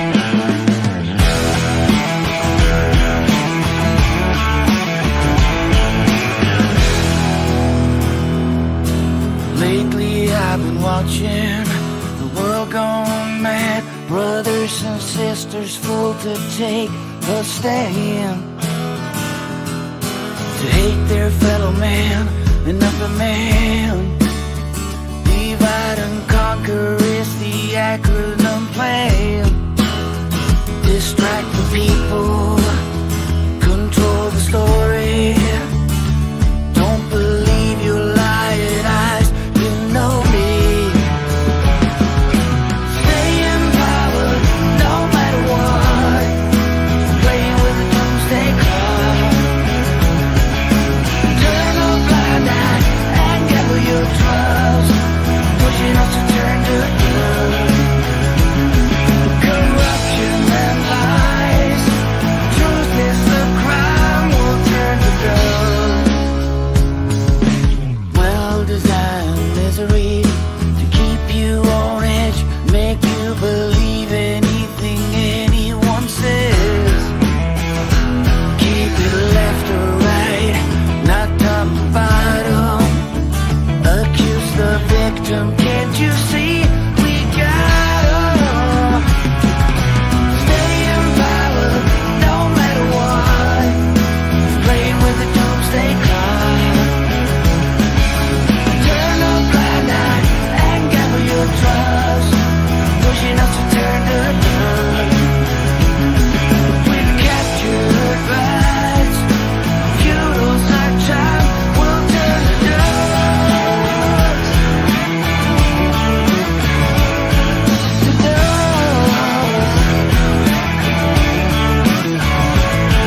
Industrialized brutality, commercialized cruelty, people as commodity, cheer on war and atrocity, no accountability, perpetual impunity, always have an enemy to hell of all humanity. Stay in power no matter what. Play with the doomsday clock. Turn a blind eye and gamble your trust. Pushing us to turn to dust. Stay in power, cash in the stars. Play with the doomsday clock. Turn a blind eye and join the cause. Pushing us to turn to dust. An empire of lies, history rhymes will turn to dust.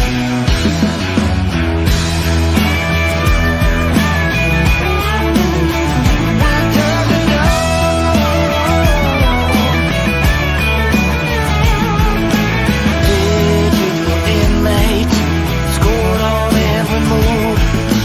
Nowhere to hide, nothing to hold on to. Turn to dust.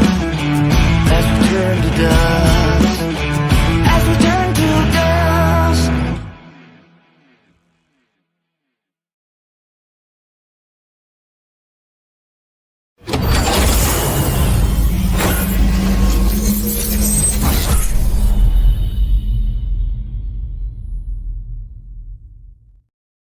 Welcome back, folks. Welcome back to the Sunday Wire. I'm Patrick Henningsen, your host. We are streaming out live on all of the major platforms, Rumble, YouTube, X, also BitChute, Facebook Live, 21st Century Wire, Alternate Current Radio as well. And this is Overdrive segment, a little bit of a extended monologue, but, it had to be done. as far as I'm concerned. So, but I want to bring a couple of my teammates here from ACR up on board to help give my voice a rest a little bit. Although I've still got some. I've got a half a liter of water here, which I'm probably going to down during this segment. But yeah, it's frustrating. And somebody commented on X, Patrick, when you deconstruct one of Trump's speech, you should have a blood pressure meter on screen as well. That'd be a nice touch if we could get a live app for that. I mean, that'd be pretty cool, wouldn't it? But I don't think so. Maybe get one of those Apple Watches could probably do that. We could do a live feed from the Apple Watch onto the screen. Check our vitals while we're deconstructing a Trump speech. Ruckus, it's painful, but we do it so people don't have to. We do the dirty work so you don't have to. It gives me no pleasure to have to do that, Ruckus, but I mean, it is breathtaking, the things that are said and claimed. I mean, that's supposed to be, we're told that's the most powerful person in the world, the leader of the free world, of course. Can't even get through like 30 seconds without telling some absolutely easily provable lie, and all to justify one after another, just piled up lies just to justify what is clearly an illegal war of aggression. So I'll let you weigh in on the events of the last 24, 48 hours, Ruckus. We all knew it was coming. I knew it was coming. I always hold out hope for some kind of a last-minute intervention. I guess I'm human in that way. But they don't even bother with the fake intelligence. I mean, I respect Bush now. Bring it back. Bring back the WMDs, the fake WMD case. They respected us enough to try to fake it back then. These guys, they don't need. They have so much contempt for the public, this gang. Go ahead, Ruckus. Welcome to the program. The vial. Thanks for having me. Yeah, we used to get vials, right? They would walk into the halls of justice carrying vials of biological weapons in their pockets and scare everybody, right? Netanyahu does this kind of stuff too. I remember watching press coverage back in the day where he would take like an actual drone that was allegedly from Iran or whoever his enemy was at the time and throw it on the ground and at people's feet. See, there's your proof. Like crazy, insane stunts, and we don't get any of that.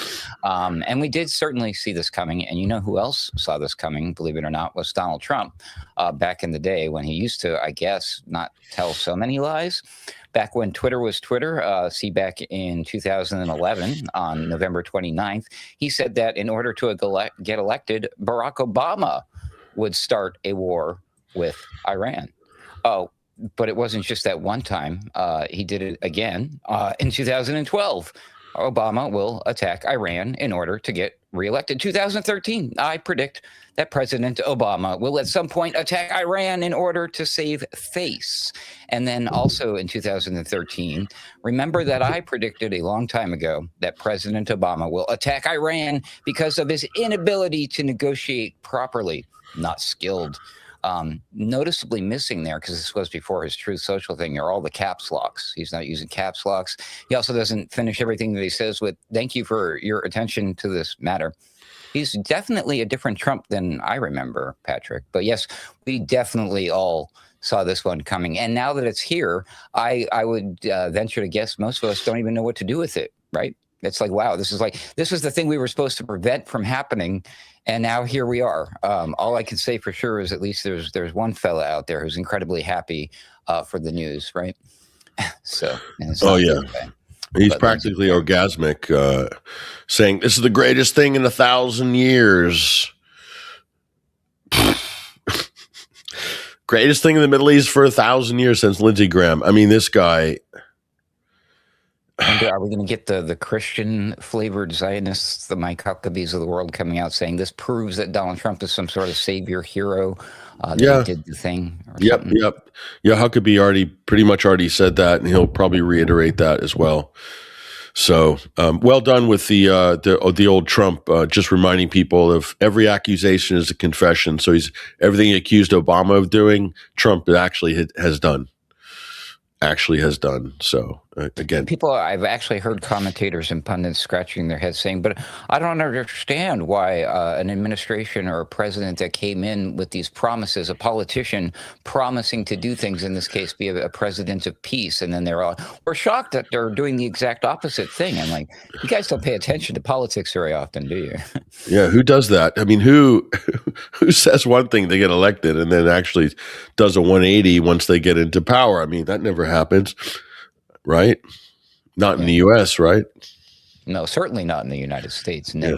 Yes, especially not in the U.S. Yeah. People's fake admission that they're either they're ignorant and stupid, or they've just been grifting. You know, the politics is all about the grift, especially if you're a commentator or somebody on X. You just had quite the experience on X last night on a rather big space, and they literally kicked you off, if I'm not mistaken.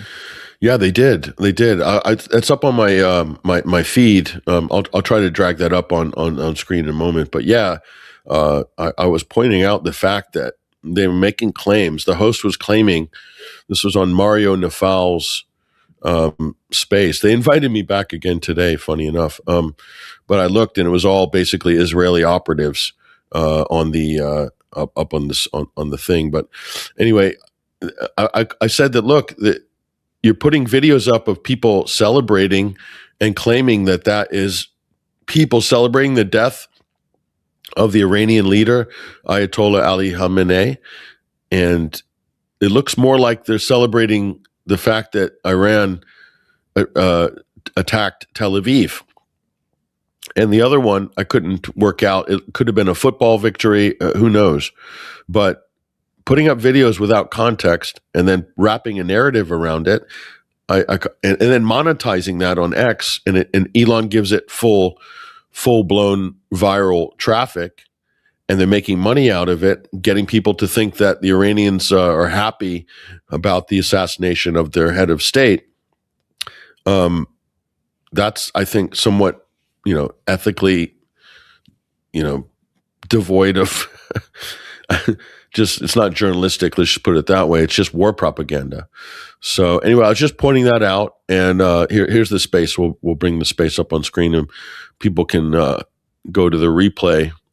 I posted the replay of that space, but we did a commentary on this after the fact, which I'll bring up on screen just real quickly so people can see.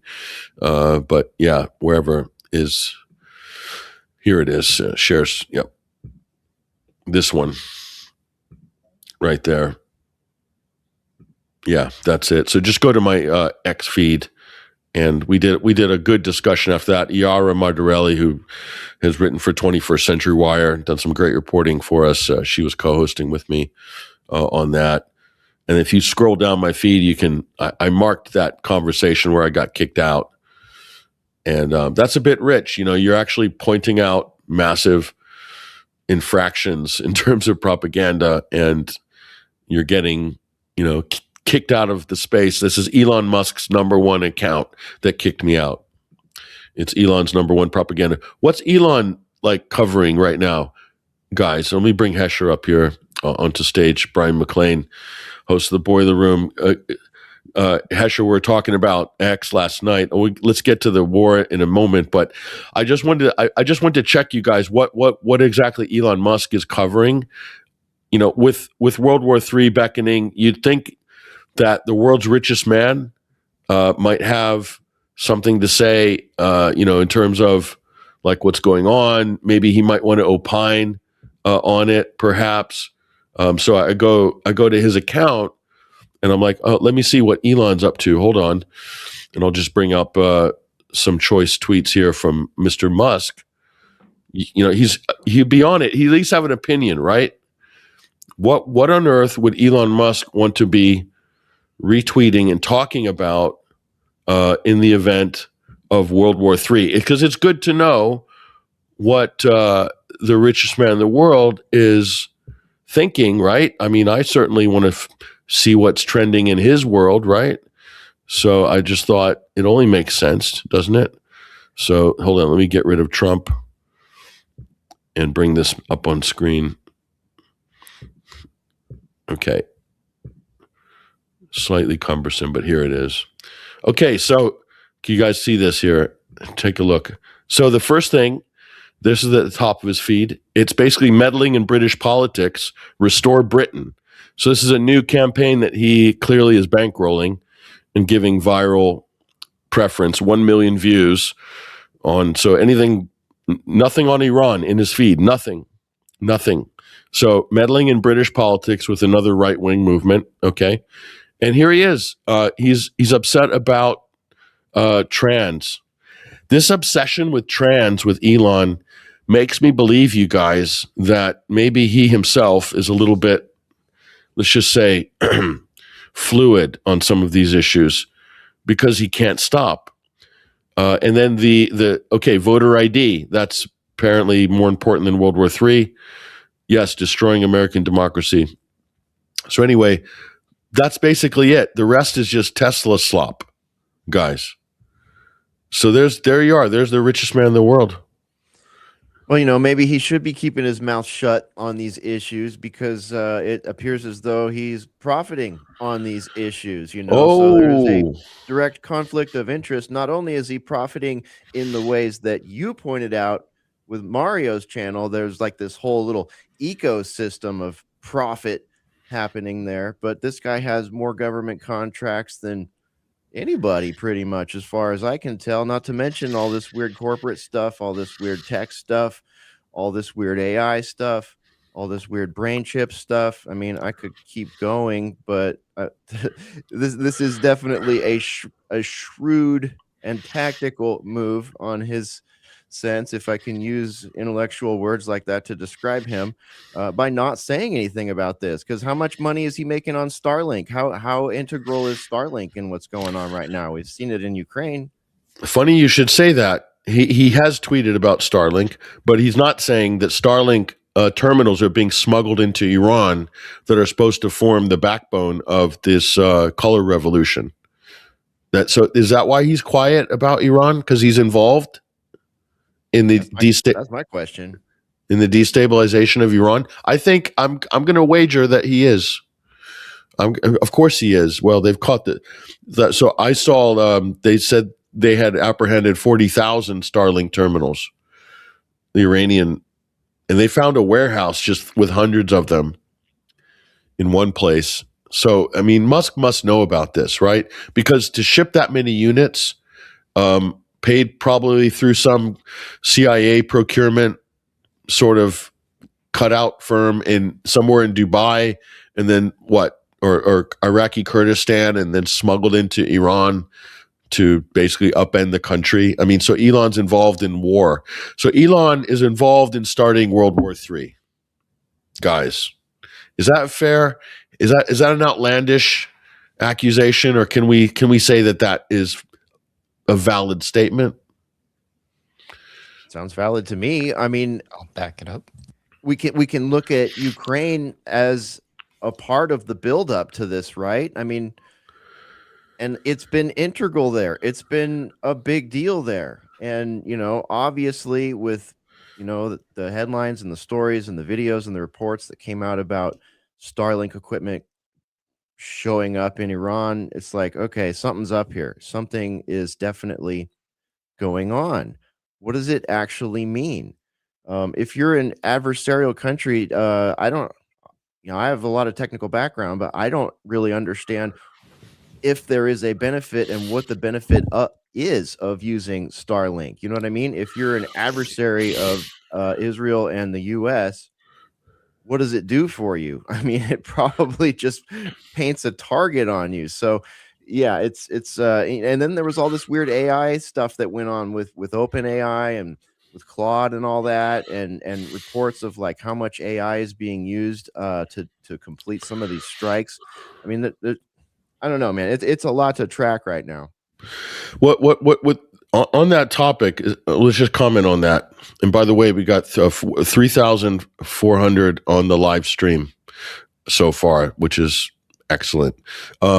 Thank you, everybody, for joining us. And I see you guys in the comments.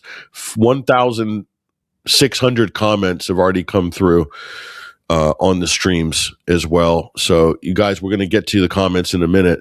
On that Anthropic story and the OpenAI thing, I saw Sam Altman coming in there, reassuring the Pentagon that he doesn't have any conscience or morals, that he'll let AI take it. So, time and time again, in all the war game scenarios, AI would always default to a nuclear strike at the end, and this was just something they couldn't switch off. It was just always going to end up recommending a nuclear strike, guys. So, is that not an argument that AI should not be running the Pentagon? Just that little detail there. Maybe that's a bad idea. I don't know. Pete Hegseth doesn't think so. I mean, these people don't seem to think the same way we do. So it's almost as if they exclude themselves from like the human race. I don't get it, because yes, common sense would dictate, yeah, we don't want to do that, guys. Every single movie we've seen, like sci-fi doomsday scenario, this is it. I mean, like, well, hello, why are we doing this? It makes absolutely no sense to me. Also, the other thing that we're doing to ourselves, or the tech bros are doing, by firing people, like what Jack Dorsey did recently, laying off 4,000 people, replacing them with AI, and then like posting 22% positive stock returns. Yay. So yeah, these people are on a whole nother level. I don't think they're even human. I don't want to sound like David Icke, but yeah, maybe. You do sound a lot like David Icke, Ruckus. You sound like a younger, a more accurately referenced and informed version of David Icke. If you could go back in time, you would be possibly an upgrade. I'd like to make a comment about the Musk thing, if I may. Please do. Yes. So shout out to you, because you were one of the very early on, if not the first trackers of this. Remember the whole "you are the media" thing, right? Elon Musk's big "you are the media, we make fun of him" or whatever. But that is a very important piece of this puzzle, because like every single company there you go, there it is, that every company that Elon Musk owns is related to the military. And it's like, people get it with the SpaceX, they get it now with the Tesla, with the robots, they get it with the Boring Company, with all the underground tunnels that they're doing. Oh, wow, yeah, there's a good one. But people forget that one of the biggest weapons during, for the military industrial complex is the media. So he is involved. That's not even a question. He doesn't have to do anything. It's because he owns and operates the platform, which is it's like it's self-feeding machine. This was the purpose. This is what you and to a certain degree myself and some of my daily ruckus, we're trying to warn everybody. So it's like, they're telling you that it's like we're just changing the stage. Now we're shifting everything over here, but it's going to be the same thing. And now the players are the people like the Mario and the Falls. Those are the new propaganda people, that used to be traditional gatekeepers, wrinkly old folks on your ABC and CNBC and MSNBC and Fox News. Now it's all the people on X, basically. I mean, and to a certain degree, I guess some people use other social media platforms, but social media is the new media, and that is where that's the real battleground right now. Alex Jones would have been able to recognize this back in the day. He was keen to this concept of information warfare, InfoWars, and that guy's completely out to lunch for quite a while now, unfortunately. But yeah, so I think that it's right in front of our face that X is being used right now as a weapon to do all the things, to further, manufacture consent or whatever it is they need to do. They're just brain effing everybody out in the open, and people are loving it. They're eating it like candy, and the people are getting paid to participate too. It's such a mischievous, evil little thing, and and they're tracking all that data and all that fun stuff. It's terrible. Here's an interesting comment for you, Hesher, here. The less Starlink or Elon Musk knows about what the U.S. government is doing with Starlinks in Iran, the better for the U.S. government's regime change operations. There's a little bit of truth in that. What do you think, Hesher? Yeah, for sure. I have a lot of suspicions about the system in general, about Starlink. Nothing I can back up, but I just kind of put myself in the shoes of some of these critters out there that want a panopticon and a global authoritarian system. And I think, well, if I was going to jam that many satellites into low orbit, we see them, Ruckus and Spore, and I see them sometimes launching out here in Central Texas. It's quite the sight. You know, if you didn't know what was going on, you'd think you were seeing an alien invasion or something like that. It's usually about 20 bright lights, you know, strung equidistantly going off into the sky. But there's so many of those. Like, for me to believe that it's simply just about communications and there's nothing else tacked onto those, no other capabilities on board, no other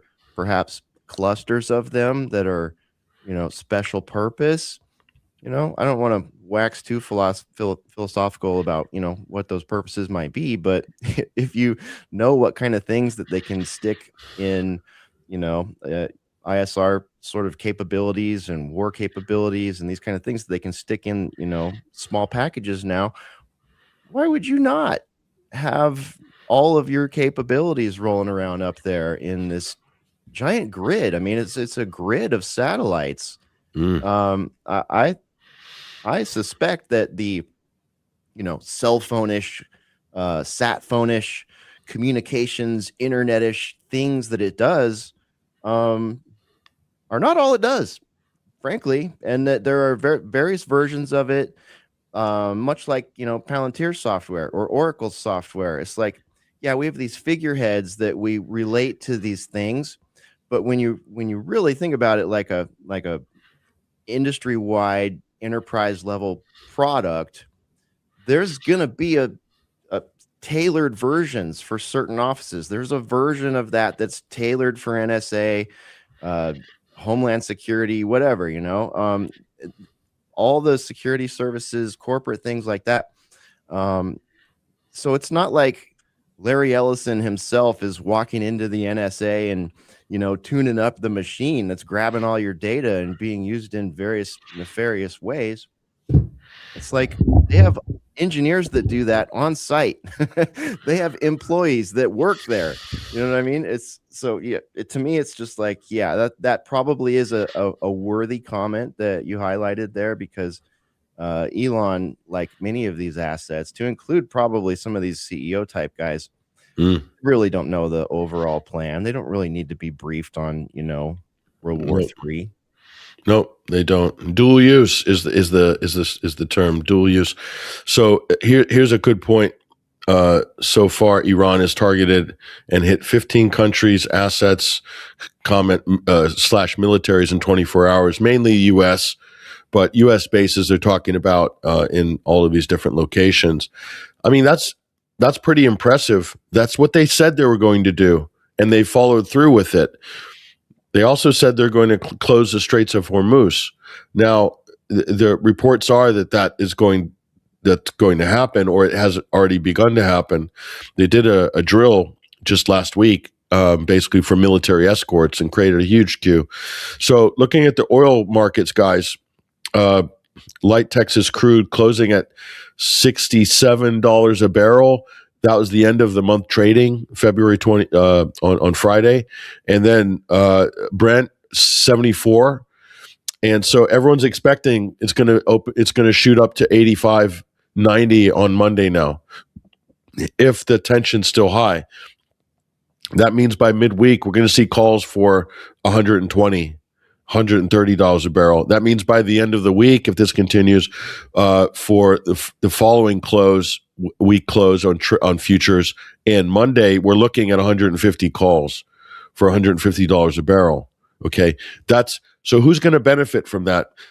U.S. oil and gas, 100%, because Qatar's LNG is supplying Europe's southern states, and the U.S. is supplying the northern routes with overpriced American LNG. How much of Trump, his calculus here, and all of Lutnick and all of these shysters have put bets on oil? If I know this, guys, don't you sure that they know and they plan for this? They have all their money front loaded on the oil and gas on this, and not even talking about the stock market. Okay, that's also very predictable. This is easy to predict and bet on. You're going to see all of the volume. It was already in position last week. It was already in position. People are already laying these bets last week, guys. What about Lutnick and all of these, you know, Kushner? All these guys congressmen, senators, how much money are they making off this? This is insane. I don't even want to know how much money they're making. It's absurd. It's obscene. Of course, they're all lined up to make money on the petrodollar because they all knew exactly how this would go. There's no question about that. We see this every time. Then as far as the futures market goes, they're deep in the futures market also because, they can, especially with their AI tools now that the bankers are using, they can mine crypto. They can do everything. You know what I mean? They can predict what crypto is going to do. They can predict what the futures market's going to do. They can predict what the oil market's going to do, natural gas, LNG, import, export, all of it. Every single piece of it, they are set up to make metric buttload tons of money on. And who gets to pay for it?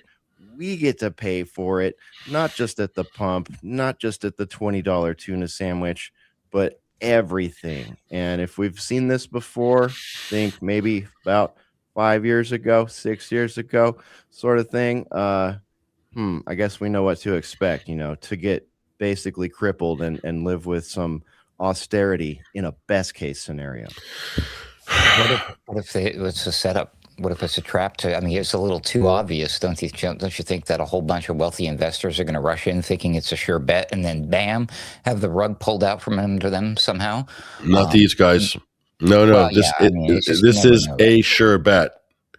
This is a sure bet. It's a good thing I just stocked up on barrels of oil just last week, so I'm sitting pretty. Yeah. I take your point though, Ruckus. There's a whole B tier and C tier and D tier, maybe even the A tier could have the rug pulled out from under them, while the S tier that we're talking about here suck up all those resources. Plus it is interesting that the whole Venezuela thing went down before this, right? Yeah. So now we have access and control over, hey, well, we're probably going to be using that and selling that and making some money off of that now too, right? And what's it going to be bought and sold in? What currency? It's not Bitcoin. Sorry, folks. It's going to be U.S. dollar, baby. So an artificial demand for U.S. dollars. So we're going to have, overpriced oil. So anybody who is not connected to the Persian Gulf is going to do extremely well from this crisis. Yes. So that's the U.S. and its Western Hemisphere stakeholders. China is going to get the squeeze because they get 80% of the oil coming out of the Persian Gulf. 85% is destined for China in the Far East. Okay, that's massive. Iran is also going to get squeezed themselves. It's problematic for them, but that's a price that apparently they're willing to pay for their sovereignty in this case. But yeah, Hegseth threatening Anthropic is surely different. He did threaten them. Hegseth. That his statement. I don't know if I can pull it. I don't know if you guys can pull that up or not. But it's insane. This guy has got a screw loose. I think this is not the person you want during a World War III type danger situation in charge of the U.S. military. I think he's ethically and morally kind of not all there, But what business is it of him? If a company or a private company doesn't want to blow up the world, that's their prerogative. I'm sorry. It's very telling. The two very specific things, the requests that Anthropic said that made all of the reactions. So any reaction you see, including Hegseth flying off the handle, is just because Anthropic said we don't want our technology changed to permit for mass surveillance of American citizens. Let that sink in.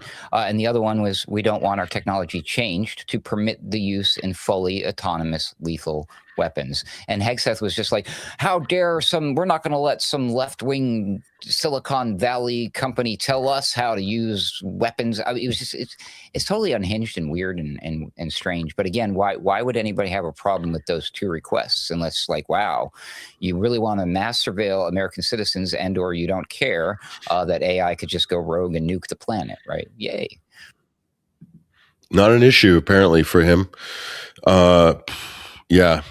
He he also threatened to invoke the Cold War era Defense Production Act to compel Anthropic to work with the Defense Department and nix the company's ethical red lines, which include restrictions on using Claude to surveil U.S. citizens or empower autonomous weapons, as Ruckus just mentioned. So that's really something that's, and there were other threats too, like they basically threaten them that they can ban other companies from partnering with Anthropic, which has only, I think, mostly been used against foreign companies. You know what I mean? So like it really is like people are saying it was unhinged and it didn't make sense. Well, it kind of was. Yeah, that's fascism pretty much nakedly writ large, but in the worst kind of way, because it's like, if you're not hyper militaristic, then, we're going to regulate you. I mean, that's just effed up. It's also, you might recognize this playbook. Tell me if this sounds familiar, but they're doing this thing that I forget the official designation that Hesher was just mentioning there. It forbids any company in the United States from doing business with Anthropic. And I'm just like, oh, this boycotting and reverse boycotting thing. I'm just like, wow, we've seen this kind of thing happening. And, weird. Yeah. They're asking here, Amanita is saying, how are the white South African refugees doing?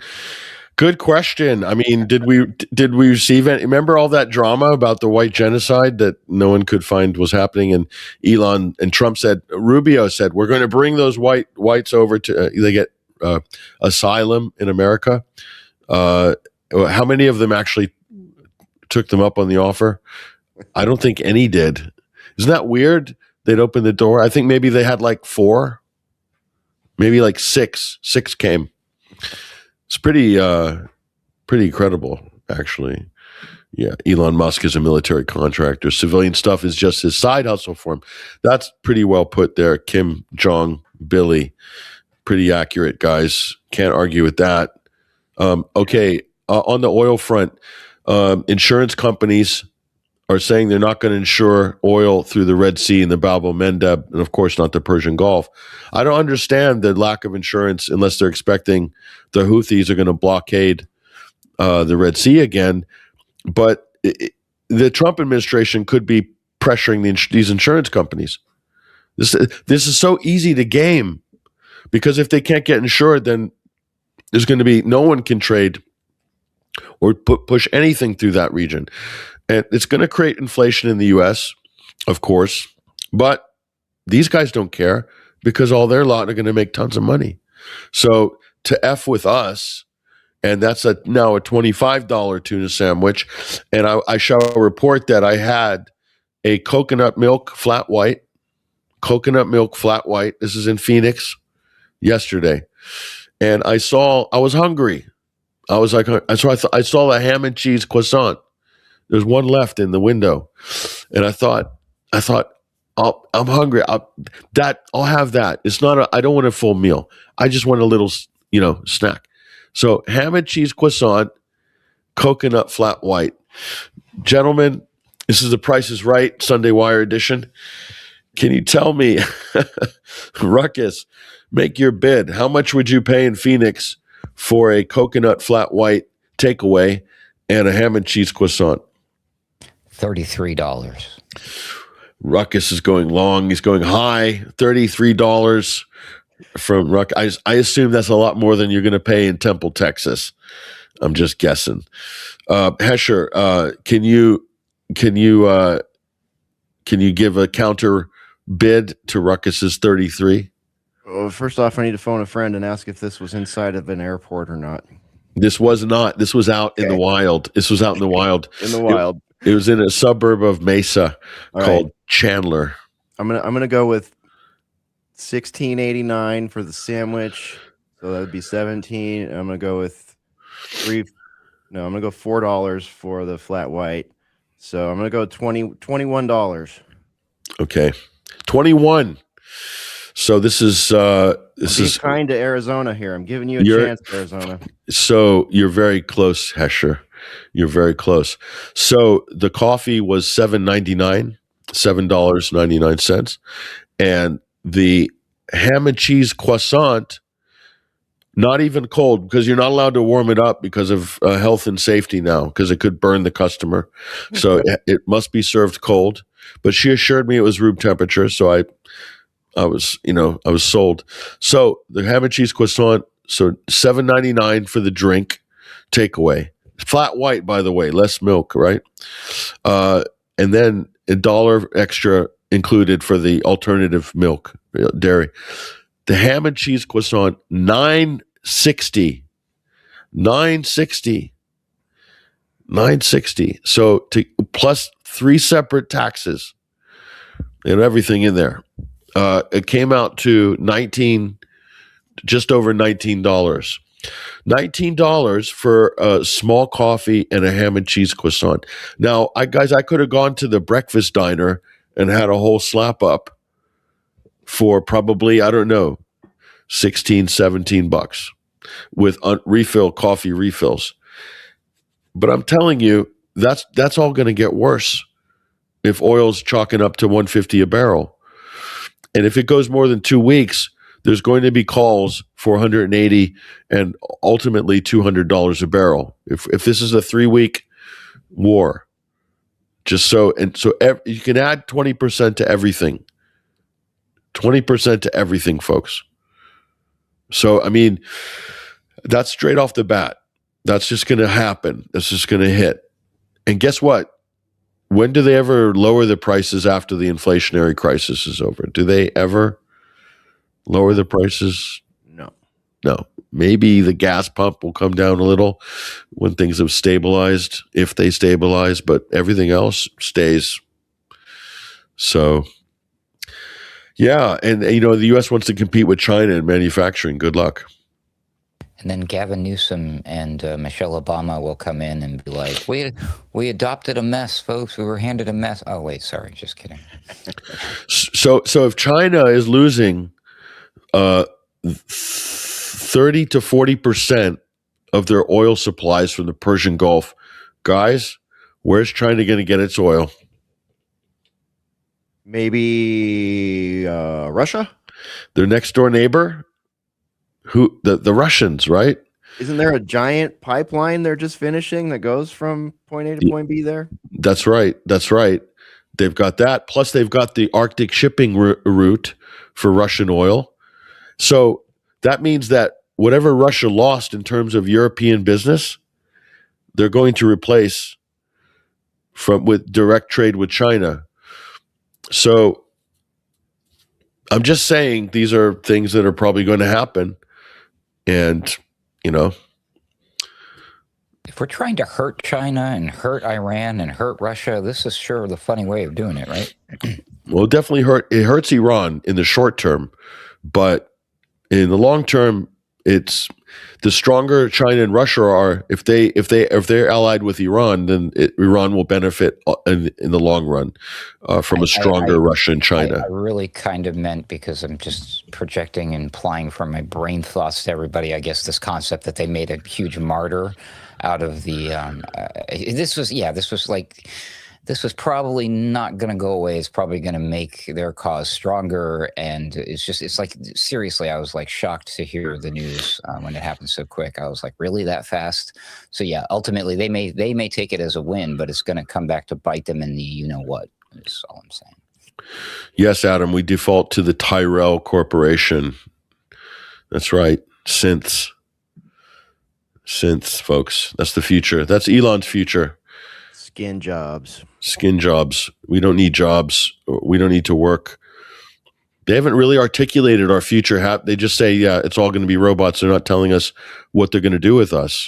Yeah. They really don't like to show us robots and AI working together. They try to make them two separate, philosophical and imaginary, illusory swim lanes for our brain. Word for it. It's called physical AI. Or if it's a robot with AI, they call it physical AI. Sorry. Yeah. And how many times have you heard that one, folks? Probably not very many. But we're seeing it. They love to show us physical AI coming out of China right now. in Yep. particular, which is interesting timing. Yeah, the Shaolin warriors. You saw, the well-trained fighters. Some Q drops have made their way into our comment threads, guys. Elvis in Vegas, he must be taking the piss. Elvis, you're joking, right? He says, this is 5D chess. Trump has put the military in place to turn the military on Israel and arrest everyone. Trust the plan. He is absolutely joking, isn't he? He's definitely not going to be sent to the detention center. Yeah, I don't think so. Well, we found out who was running QAnon, didn't we, the last 2 weeks? Yeah. And 4chan. Oh, my goodness. And Reddit. Yeah, oh, my and God. Reddit. Yeah, Maxwell Hill and /poll on 4chan. Yeah, and that's where the QAnon thing came out. I mean, imagine Jeffrey Epstein and Ghislaine Maxwell ran QAnon. Imagine all of the MAGA bots. You guys were being led by the nose by Jeffrey Epstein for 3 years.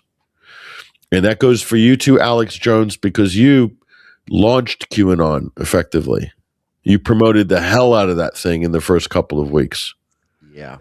And you had Zed or Q or Zach or whoever your guy was. And you're just pushing that stuff so hard. And it was all Epstein. Yeah. Michael Flynn ate it up. He was a Q bot. Michael Flynn, who's now, I don't know, probably making $7,000 a post shilling for a war in Iran. It's very sad. In a way, it was good that he wasn't our national security advisor, actually. Yeah. Yeah. Someone said Peshnik. Who's that at World's End? Pechenik. Oh, I thought it said Peshnik. That's somebody else. Steve Pechenik. Yeah, Steve Pechenik. There's another guy there. Well said, Pat. Thank you very much. That's because Elon's robots are falling over.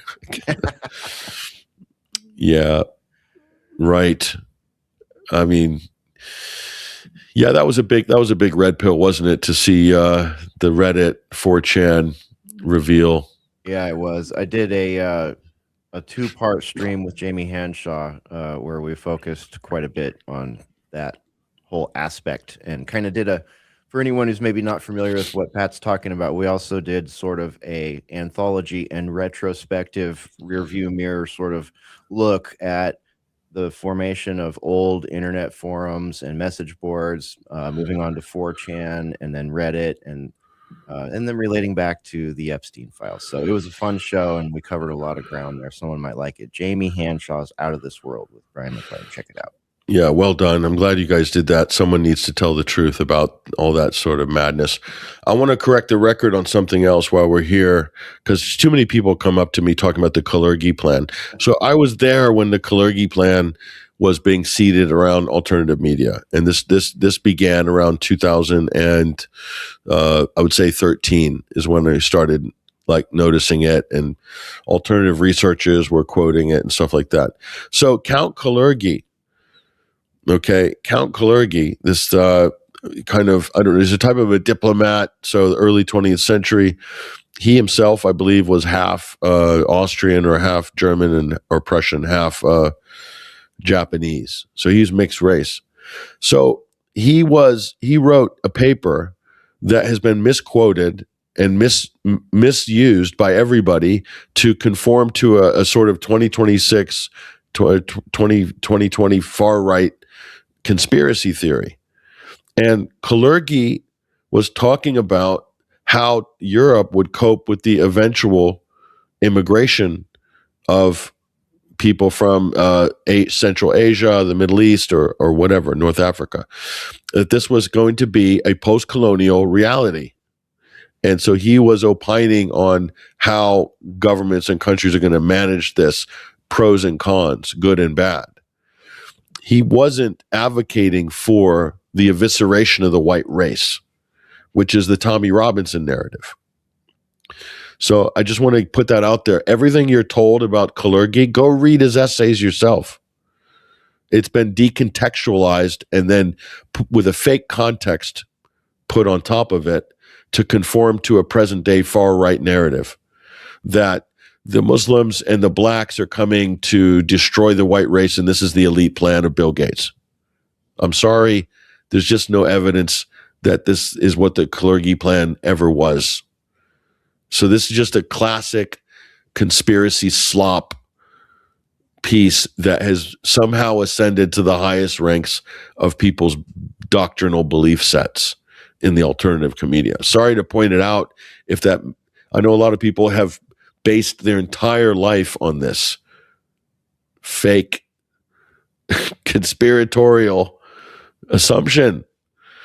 So what more can I say? That's the best I can do, folks.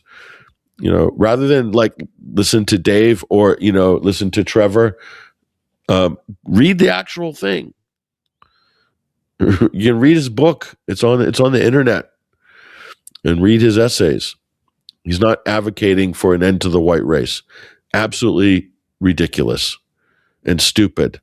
But this is being used to fuel real racial sectarian violence in Europe. Violence. They're calling for violence on the basis of a fake conspiracy point. I find that to be dangerous and problematic, but I'm very old-fashioned in that respect. I know that's not very cool to point that out, because conspiracy theorists and the alternative world, everyone seems to know everything, and you can't question any of their sort of doctrinal assumptions of the way the world is. We've been lied to about everything.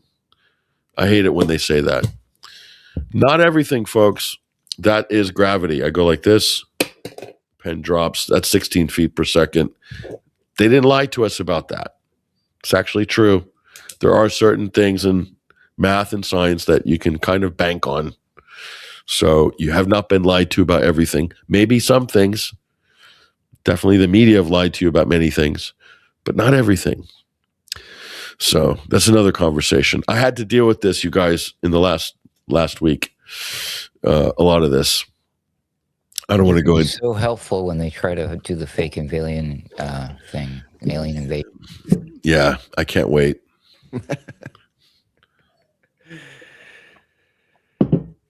We're getting that here now too. There's I think I've brought it up before, but there's a congressional candidate out here in Texas, and boy, does she love to do that style, and lean into that whole fear talking point. It's more than just her now. I've seen now that the political cycle is ramping up, there are a number of more than a handful of Texas hopefuls that are using that sort of Pam Geller line as their the basis for their political commercials right now. Oh, here we go. But here we go, lads. Here we go. This is right off the ground. Cloverdale, California. I've never been there. Do we know where that is? Is that Southern California? Sounds like a Southern California place, right? Yeah. Yeah, Cloverdale, California. Sandwich with salad, one large decaf latte, $24. Getting up there in Ruckus territory. $24. Is that good value for the money, folks? That's actually in Sonoma County, I believe, Patrick. So Sonoma. Even better. So Northern California. Yeah. So it's probably like Orange County. You might get that $31 sandwich and drink that Ruckus was talking about. Yeah. So that's with salad. Obviously, option is you can have that with potato chips, but it's still going to set you back, folks. $24. Yikes. So people say, America. People honestly in Europe think America is cheap. They run into me all the time. It must be cheaper in America, and I'm like, no. It's not.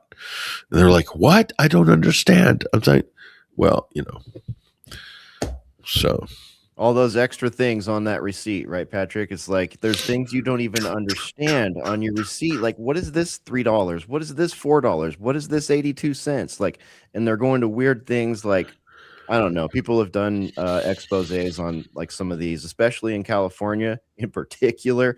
There's like 9 of those things in some towns on there, and you're trying to buy a latte or whatever, and you're paying some NGOs like fund that helps underwater basket weaving for indigenous people or something like that, and then you're paying another like slush fund that is some sort of health fund that's not really helping the people that are using it. It's a total mess. It's a stitch up. And then there's licensing fees, like never mind taxes, there's licensing fees for everything. You want to walk down the street, you want to buy 3 pairs of shoes, you practically need to get a permission from the government and pay for a license. Yeah, especially in California, there's additional charges for. I mean, like health insurance of the waiting staff. Like literally, they're having to do all that. Inflation is just out of control in the U.S. I'm sorry. It's also algorithmic pricing being trickery being used too. So sometimes you are paying extra just because it's you versus the next guy or the previous lady. And it's like, wow, that's not fair. What's up with that? Yeah. Uber's doing this quite aggressively now. I tried to sting me for like $70 taxi ride to go 3 miles or something like that. Because demand was high and supply was low. So I'm like, forget it. Not going to happen. I will walk. We should walk. Yeah, you guys, here we go. But he was saying immigration will end the white race eventually. No, he didn't say that. Burning cross. Nobody wants to read the documents. They just like, nope. Such and such told me, Alex Jones told me, or whoever. Therefore, switch the brain off, default to the infighting and sectarian warfare. We'll see how far that gets us. Psychedelic mushrooms. Yeah, you're better off taking those at the end of the day because life would just be that much more colorful and twinkly. I'm not going to stop you, folks. If you want to get into magic mushrooms, there may not have been a better time. They're probably legal in California or Colorado. I would imagine they're at least legal in Oakland, California. I don't probably whole state by now, but I think Montana might have eased up on them. There's I think Seattle, obviously Portland. There's a number of places you can go engage in that legally now. Yeah, and you don't even need your government to administer it to you without your knowledge or permission during MK Ultra. You can go do it willingly now.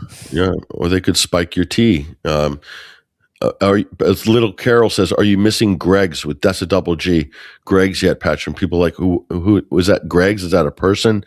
No, that's a bakery where you can walk in and get a crap sausage roll and a coffee for probably £3.50. £3.50. It's not that much worse than the $20 combo that I told you about just now, or the one in Cloverdale. It's not that much different. So that's the UK, folks. Yeah, you can walk into Greg's, and it's pretty cheap. Yes, here we go. Calurgy and pan-Europeanism is misunderstood. However, London does seem somewhat of an outlier as the economy flexes and to a different economic beat. Yeah, of course. New York and London, center of the world, every race represented there on the planet. Los Angeles to some degree as well. These are true international cities that reflect the empire. It reflects the empire and the former empire. That's why it is the way it is, and the fact that London has a financial district. That was the bank of the money laundering center of the world. That's why they have a multicultural London. It's a different country, practically, than the rest of the UK. And it's no different than it was 20 years ago, folks. So again, I hate commiserating with the white race over this issue because, look, if you guys are not happy with the way that the birth rates are trending, then that's on you, folks. Africans are having more kids. Why is that? You're gonna have to sort of accept the demographic. So, I mean, Israel's solution to this was the Palestinians were having more kids than the Israelis. So Israel decided they're going to kill half of them. That was their solution, basically, to deal with the Palestinian birth rate is known to be very, very high. And so Israel said, well, we'll just do a genocide. And guess what? Who's pushing back on it? Some people are, but many aren't. What does that tell you? The people who aren't pushing back on it are the people pushing this Kalergi business, folks. And people backing Tommy Robinson and the Elon Musks of the world. That should really kind of concern people. You got a kind of global thing going on here that's not confined to the foothills of Bavaria, if you catch my drift. The tiny mustache man. Tiny mustache man would be probably laughed off stage today compared to some of these pros and the plans that they've got afoot. Tech bros. I'm just saying, folks, it's not hyperbolic. Tiny mustache man prefer Facebook or X, do you think? Definitely X. Definitely. He'd be all over X. Maybe he's weird. He's an artist. Maybe he'd like Facebook better. I don't know. He definitely wouldn't like TikTok. The new ownership under the new management. But People like the old TikTok though, right? Maybe Snapchat. He'd probably be anti-Palestinian though, to be honest. He was a Zionist. I mean, Tiny Mustache was the first Zionist. He was like, yeah, bring it on. We're going to, we'll facilitate the transfer. Like, they started a bank to help them wire the money down to Palestine. That was Tiny Mustache. Did that. Yeah, I think it was called the Havar Agreement. I'm not sure. But anyway, it's a little bit of history there.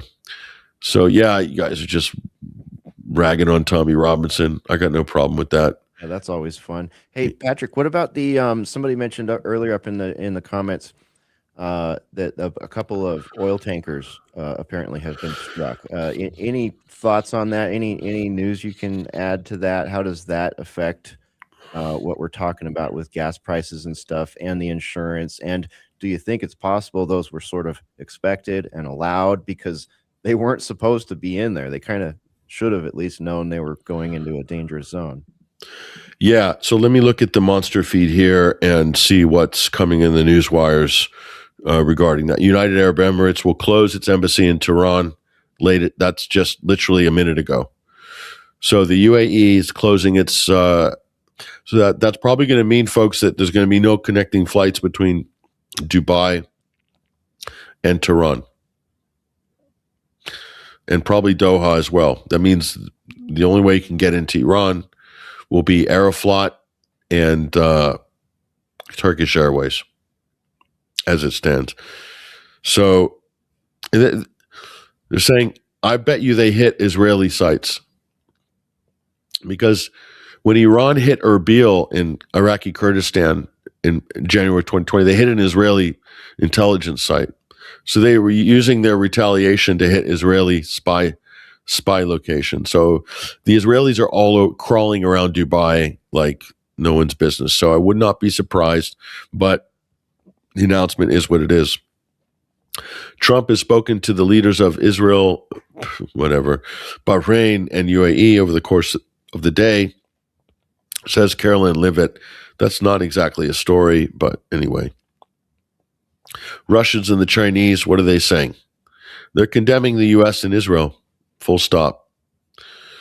And they're going to smash them in the UN Security Council. On Monday.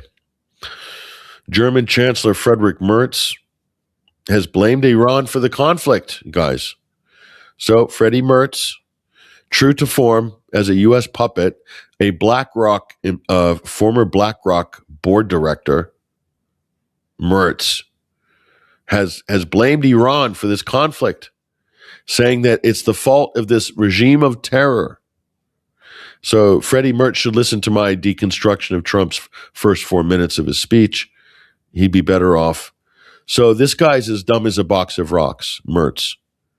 Another mediocre politician replaces Olaf Scholz, who was, by anyone's estimation, the most pathetic German chancellor ever.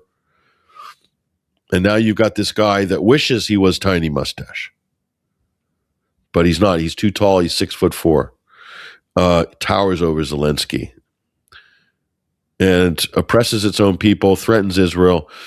So it seems like the Israel lobby have full control over German politics, French politics, British politics, and U.S. politics. And that's what matters. That's the E3 plus the U.S. and Canada. Mark Carney said, condemn the regime for this war. Mark Carney, the new boss in Canada. Not They really much better than, like bullies. It's very simple. It's this guy from Simpsons, right? Why are you hitting yourself? Stop hitting yourself, right? It's literally how these people operate. It's crazy. Plus, the blackmail stuff, So let's talk about, I'm going to drop something. We're going to wrap up the stream in a minute, 4,000 on the live stream now. Mark Carney, you guys. Mark Carney, it was pointed out to me by a Canadian. There are many in Mexico. It was pointed out to me to look into Mark Carney a bit closer. I thought blackface Trudeau, with all the allegations of him being a, how do we put it?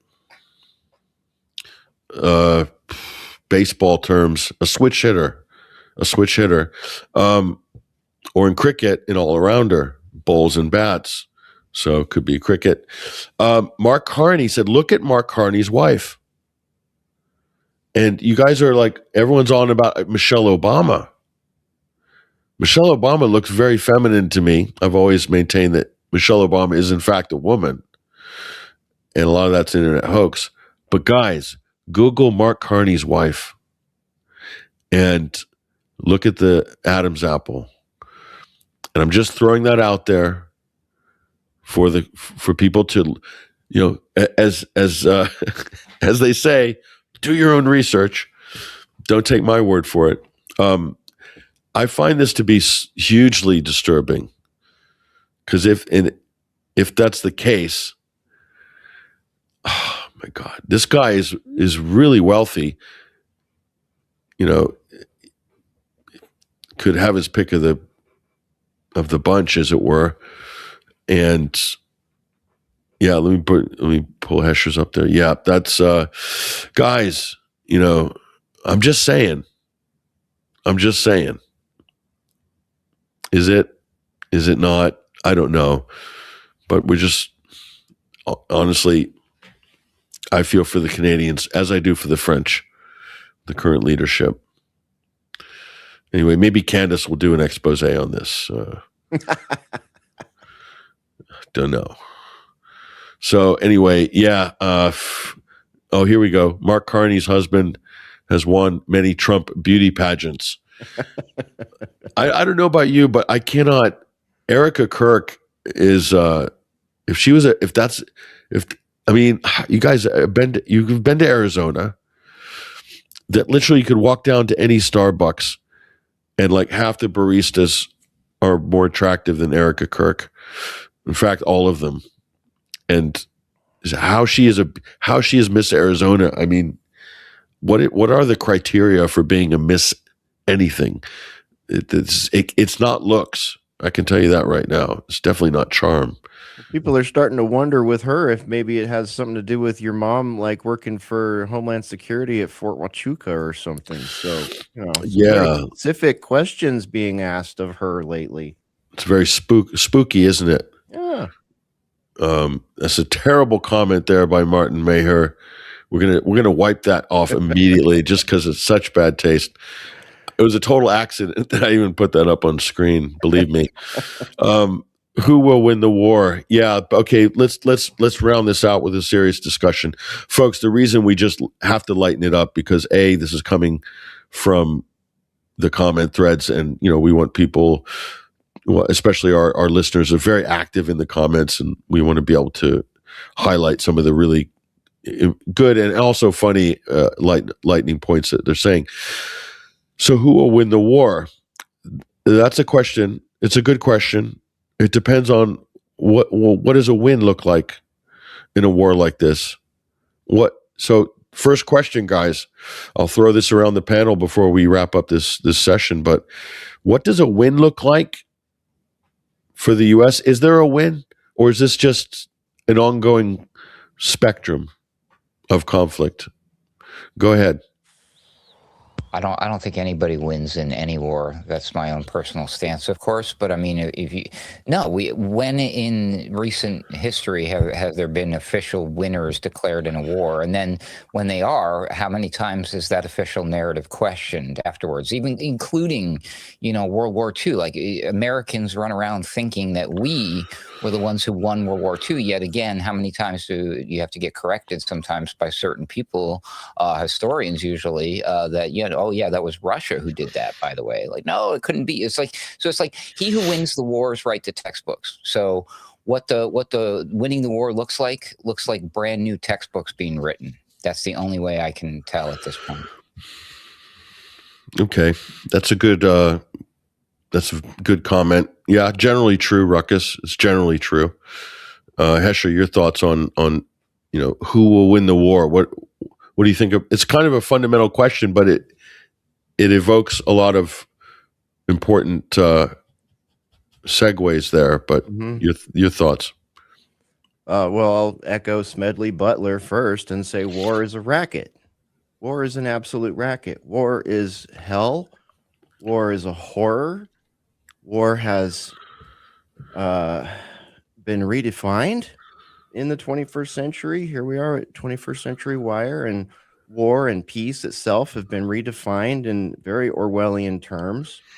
Same with truth and reality and context. Just completely follow the bouncing ball on the screen to, feel like a normie and have that context and understanding, and then find out that, every time, every conflict, you were lied to. So, and as far as who wins, I hate to say it, but I'm zooming out this week quite a bit, and I'm looking at all of the presidents that we've had in my lifetime. I'm looking at all of the regime change that's been done in my lifetime. I'm looking at, like, Bill Clinton, for example, legalizing rehypothecation and destroying our ability to have a functional economy, basically, or at least allowing grifters and criminals and mafiosos to come in and steal from all of us. And then you've got George Bush, you've got Ronald Reagan. I could come up with my top 5 worst hits for each of them and how they have each played into what we're seeing unfold before us right effing now. And to me, when I'm thinking about this and I'm looking back, I go all the way back to September 11, 2001. And when I look at that as the flag of war being planted. That moment right there was when the flag of this war was planted. And this war was not just about Iran.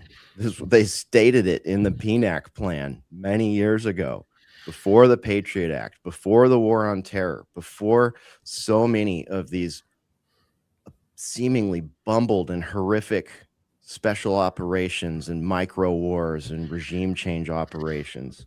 It's all very disgusting. And I hate to say this, but I think who wins the war, especially if Iran is going to suffer the same fate as all the other countries that this bloc has committed on them, those that drafted the PNAC plans are the ones who win the war.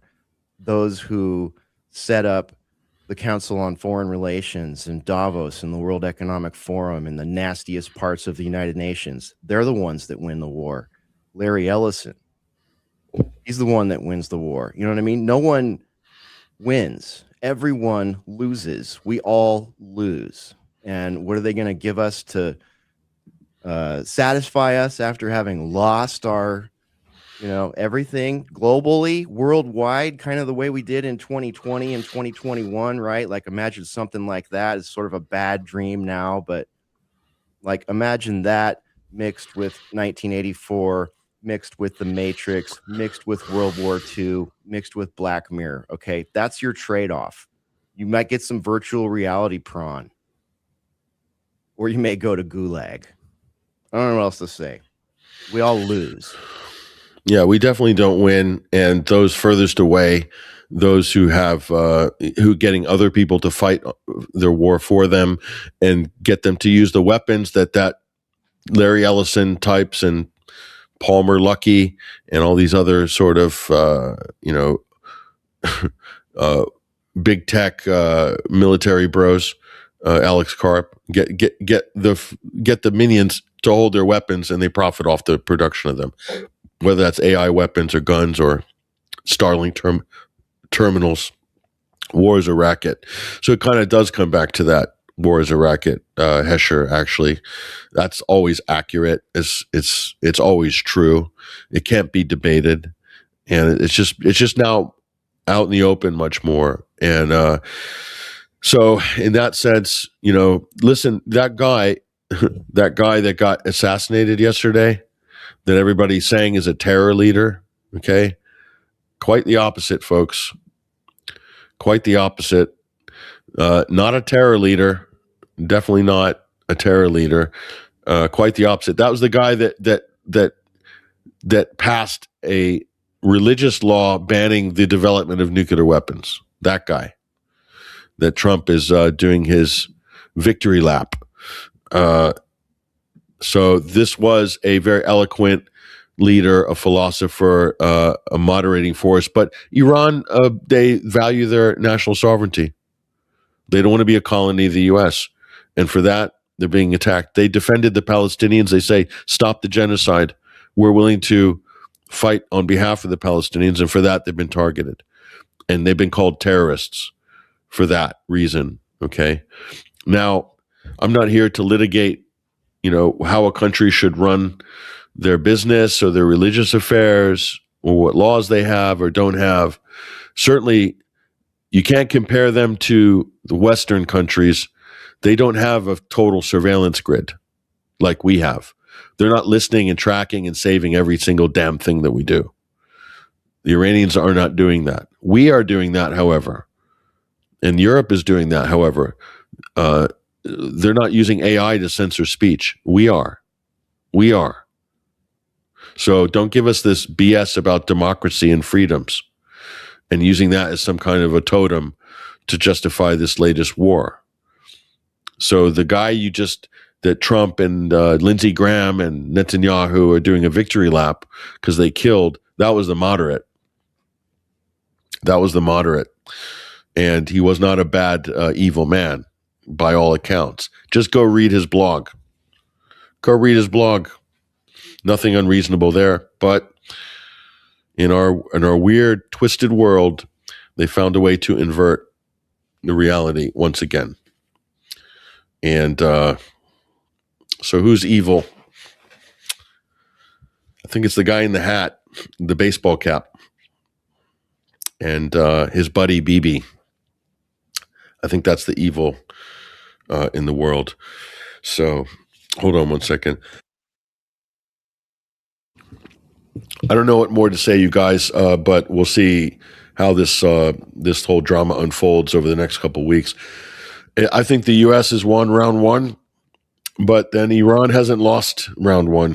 I'd say it's a draw, round one. So round two today, tomorrow, round three this week. We'll see how it ends up. So I wouldn't celebrate preemptively if you're a MAGA cultist and a Zionist. I would say we'll see. Other events are going to dovetail with this. We had just this morning in Austin, Texas, there was a mass shooting on 6th Street. A vehicle pulled up in front of a very busy section and opened fire with a pistol onto an open balcony, got out of the car with a rifle, walked around, started shooting at people on the streets, and then APD liquidated the guy. I mean, it's insane. That is an insane attack, I gotta say, because APD, AFD, they're literally staged on that street. Like, that's where those cops work. So you're not going to go to 6th Street and do something like that and expect to walk away with your brains intact. And this guy did not. But I watched the clip. There's a 10-minute clip of our local. Let's see, who was this? They don't give her name. Local officials giving update on mass shooting in Austin, Texas. If anyone wants to go look it up, she talks about as long as I just did, and then hands it over to an FBI field officer from San Antonio who gives you the rest of the details. And he says they're looking at it as a potential terror attack. So get ready for perhaps more of that. And the big trigger warning thing was something that was written on the dude's T-shirt, allegedly. Right. Oh, gosh. Yeah. So be prepared for all styles and manners of political division, narrative wrapped around violent stories. It's already looking that way. And real quickly, Pat, before you wrap up, I'm going to put on screen here this one. This is the one I was talking about earlier. Bryan put this out. Massive breaking. Iran has struck the oil tanker Skylight near the Strait of Hormuz. 4 sailors were injured. The attack took place 5 miles north of Kashab port in Oman. The attack occurred after the ship ignored Iran's order to not enter the strait. So starting to see reports like this. Haven't back-checked them all, but seen at least 3 of these so far. Wow. So it's on, baby. It is on. Tanker wars. So that's yeah. Well, everything we said, it's going to happen. So brace yourself, folks. And and you can't blame the Iranians. It's they didn't start the war. And Trump saying that he's trying to get them back. I'm reading the wires now, guys. Trump saying, oh, they want to negotiate. They want to negotiate again. And guess what? Iran's saying, yeah, we'll negotiate. Yeah, like the Russians are negotiating with you in Ukraine. Yeah, let's do it. Let's do it. See, why would Trump even make a statement like that if this was well thought out? It's not well thought out. They thought that the country was going to collapse because they assassinated their leader. And guess what? That leader is very popular in Iran because of his personality. He's well liked. Maybe there's a lesson there for our Western politicians. You wish you had the level of popularity that some of these people have. And why do they have that popularity? Because they're nice. They say nice things. They make people feel good about their country. And how popular is the Shah's grandson there, Pat? If I ran for president in Iran, I would get more votes than Pahlavi. No, I'm not kidding. I would. I'd run like a 2-week campaign. I'd get more votes than Pahlavi. I believe it. It's still funny though. So maybe Mario can do a Pahlavi coin. Maybe it's an idea for Mario. You could do it a crypto coin and a Pahlavi coin with a little lion on it, and then just pump and dump that thing, yeah, and then get everyone in there and pull that rug. Just pull it. Think of the money you could make. Pat, I know you're trying to wind down, and Ruckus, I didn't mean to step on you, but one more thing. I would be remiss if I did not comment on the sheer magnitude of the timing of consecutive days of Hillary and then Bill Clinton being deposed under oath on Capitol Hill about Epstein, and then less than 24 hours later, all this happens. So we've been asking ourselves, is Epstein the cover-up for something else, or is something else coming down the pipe that's going to cover up Epstein more? Well, maybe we have our answer now. Yeah, I did find that interesting with the whole thing, that all that got washed out. Hillary walking out, Bill's denials, despite the photographic evidence, all of that. So the Clintons just walked, didn't they? Yep. Did they? Am I wrong? Was any damage done to the Clintons? Well, the last I heard was, I think about 24. It was right when Bill was going in, and the crew, to include Grace and a couple others, were telling reporters what they had seen in there with Hillary the day before and saying that they were about to release the video. And I was on the edge of my seat saying, I want to see this, because Representative Grace said that Hillary had a complete breakdown, like yelling and screaming, this kind of stuff. And I'm there for it. I got my popcorn ready. And now this. It was the original Hillary, and she does look that ropey. I just putting that out there, folks. Someone saying, I thought that was supposed to, afraid of Cuba this week. Yeah, good point. We forgot about being afraid of Cuba. No, but someone said, was that the real Hillary? Let me find that comment, because that's a little bit, here we go. This is Alice Pendergrass. That definitely was not the original. Actually, that was the original Hillary, and she does look that bad. She has not being in politics has not been kind to Ms. Clinton.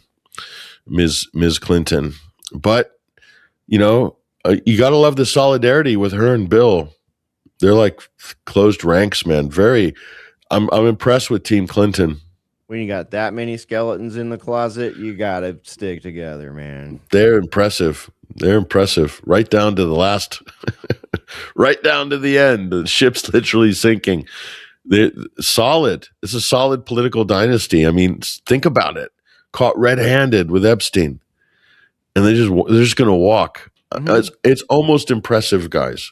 Oh, it is, because I think early on before Trump 1.0, we were having many conversations about the brand of the Clintons being so damaged that it was just basically unsellable. And look how damaged it is now. They just walk away. That's the establishment's autoimmune defense or defense immune system in action right there. Yeah. Uninhibited by jabs. That's right. And there's this thing going around that Ghislaine Maxwell's been swapped with a double. I wouldn't be surprised. It wouldn't be the first sort of, well-connected Harris or person. This has happened before, or at least they're there for sure. But did you notice also that Jim Carrey became the new, he's been replaced? Like, as soon as this one started to get traction, all of a sudden the fake Jim Carrey shows up and everybody's on that. That's right. Hirohito was lauded by America after the war, Britain too, as I recall. Yeah, somewhat true. Yep, there we go. Yeah, don't forget about the people of Cuba. They're being starved and punished for no reason at all, because Marco Rubio has this sort of blood vendetta with Cuba, supposedly his homeland. Again, same people, folks. It's the same people, once again. But thank you very much, everybody, for joining us for this Sunday Wire. Big shout out to everybody in the comments. It's just been awesome, the engagement. And one last one there. Was it Joe Biden? Yeah, Joe Biden was swapped. Of course he was. Tell us something we don't know. Thank you, Hesher. Thank you, Ruckus. Appreciate you guys joining our space last night. And we just go to my X feed. Scroll down, you can see the space plus the one I got kicked off of. And I have no time for the propaganda that people are pushing to legitimize this illegal war that could cascade into a third world war. I'm sorry, I got no time for it. I will push back against it. And thanks you guys for hosting the Sunday Wire last couple of weeks. Much appreciated. 2 great shows, and audience very happy with the experience as well. So we didn't miss a beat. And thanks to everybody in the team for doing that. It was awesome. And so we're somewhat back into normal groove for the time being, but appreciate everybody. Keep an eye on 21st Century Wire. Adios, gentlemen. And the Boiler Room and Ruckus also on ACR. Before we go, give us a shout out to any programs happening this week, gentlemen.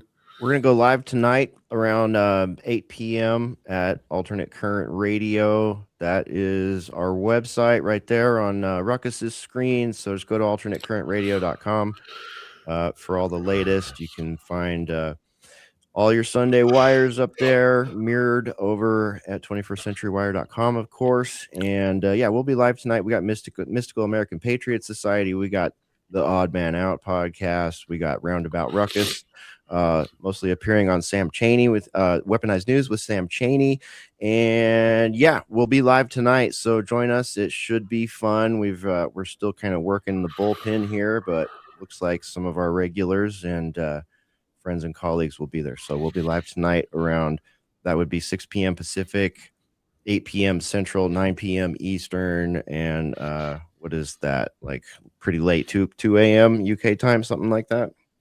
Yeah, thereabouts. Yep. Yeah, thanks everybody. Thanks for your engagement. Yes, so again, link to Alternate Current Radio. It's in our show page and description as well. Just click on that link at 21stcenturywire.com, and you can, the world of Alternate Current Radio, it's an immersive experience. Their website is beautiful, and the content's even better. So again, support ACR. We'll see you soon, my friends, out there in the wild, wild world of the information war, which we are all on the front line of here, especially at this program. And thank you, everybody, in the comment threads. We'll feature some of your comments on the way out with our music video. But I just want to, before we go as well, and again, thank you for your support. And we've done some on the road reporting in Iran and also with the cartel wars in Mexico. That was completely happenstance by accident, really, that we ended up in that. I was speaking at the conference down there, and all of a sudden a cartel war broke out. So I did a lengthy report for UK Column. Some of that was shown on Friday. We'll try to post more of that coming up, maybe on Monday or something like that. But that story is really just taking a backseat to the Iran issue. So we'll be doing a lot of podcast interviews in the next couple of days. So you guys will see me out on the interwebs as well. So I just want to say, we got our work cut out for us on this, without a doubt. Now, last thing, winter fundraising drive. We hit our goal, and that's because of you guys. I just want to say thank you once again. And we weren't really promoting it last couple of weeks. It's officially over, but if you hadn't supported us or you want to support us, just go to the website, or there's a link in the description on this video, and click to support us, donate, or better, subscribe and become a member at 21wire.tv. You support this show, all of our other programs, as well as our daily investigations. We have a great team. Our short videos are doing very well right across all the different platforms, as well as our reports. And Freddie Ponton is absolutely doing an amazing job, just keeping his finger on the pulse of stuff that we believe that you need to know about, that are important and topical. And I'm very, very happy with the direction things are going right now, and that's because of you. Now, we were stuck because of the cartel wars, we were stuck in there for an extra week down there before the airport was reopened. So obviously there was a lot of work to do, but it was also very expensive.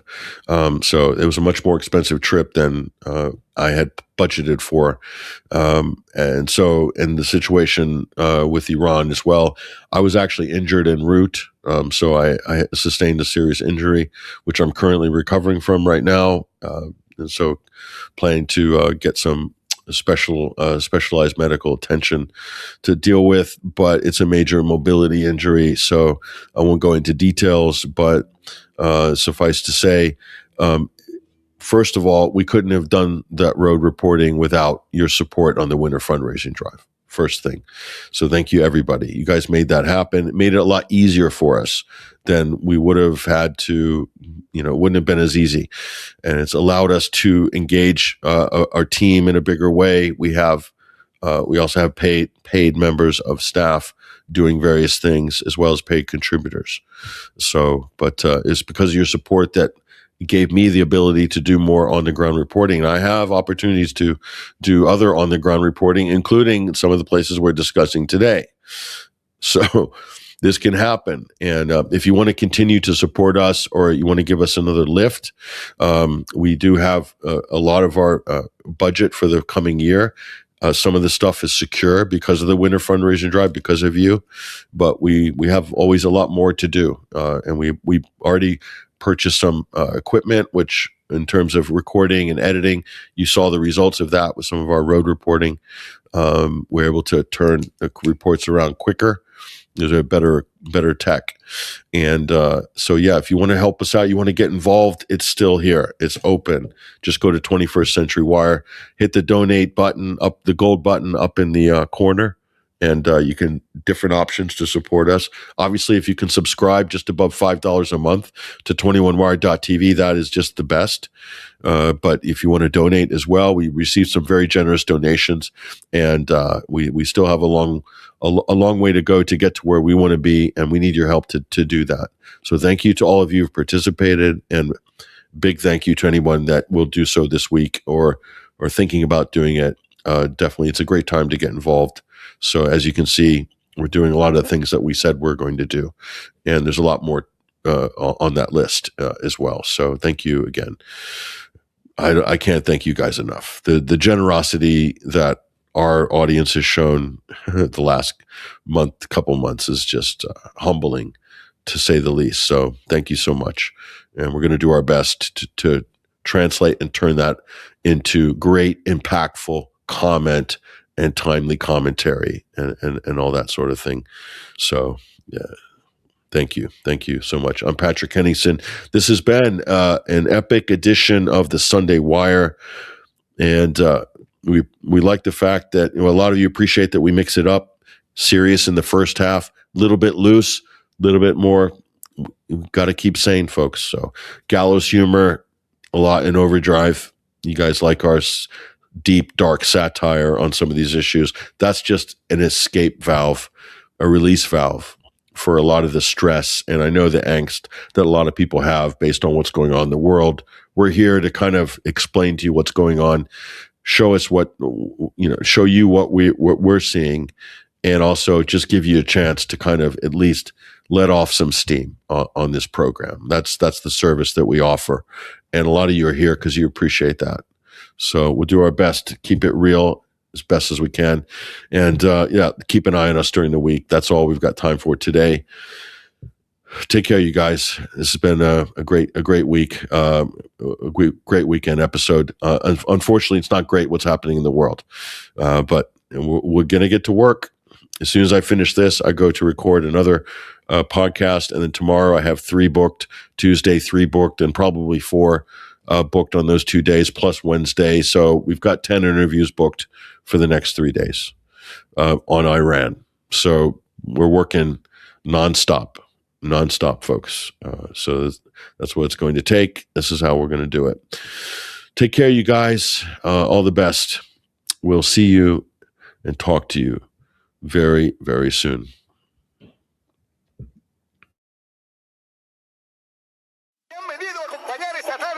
Y no podría ser la excepción. El partido, fuerza, fuerza, fuerza, fuerza. Se vive hoy, se vive esta manifestación desde el corazón y las entrañas de un pueblo. Por eso hoy queremos recibir a ese líder, a ese caballero. You are the revolution that you've been waiting for. You are the revolution that you've been waiting for. You are the revolution that you've been waiting for. You are the revolution. You are the revolution. You are the revolution. You are the revolution. That you've been waiting for. You are the revolution. You are the revolution. You are the revolution. That you've been waiting for. You are the revolution.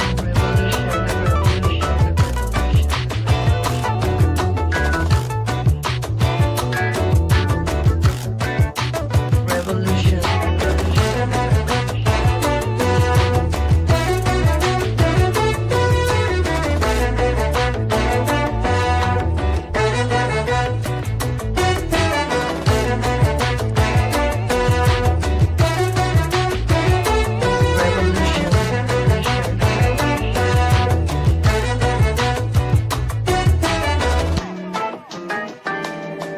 When you're tired of being just a commodity, you are the revolution.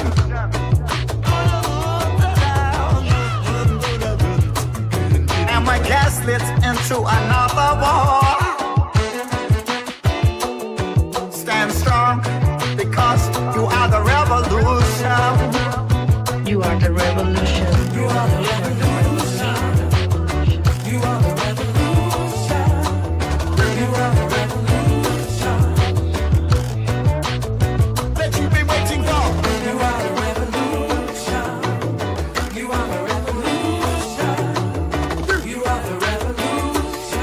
they conspire against you, accuse you of terrorism, to steal your sovereignty. Hold fast, watch it collapse.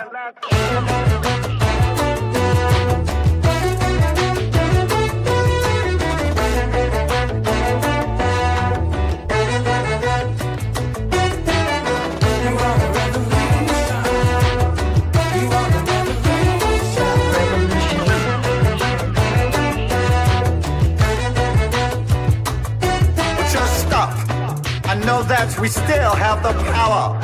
You want a revolution. They want to centralize, monopolize, control your thoughts. Breathe, go deep, go outside, put seeds in the ground. You are not alone.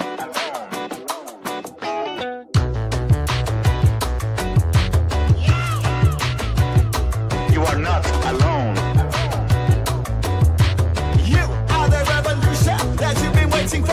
You are the revolution that you've been waiting for. Alone. You are the revolution that you've been waiting for. You are the revolution. You are not alone.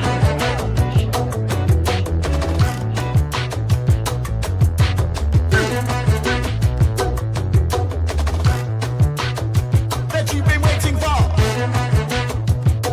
Oh, hi. Is this the train to the revolution? Why, yes, my lady. And you're right on time.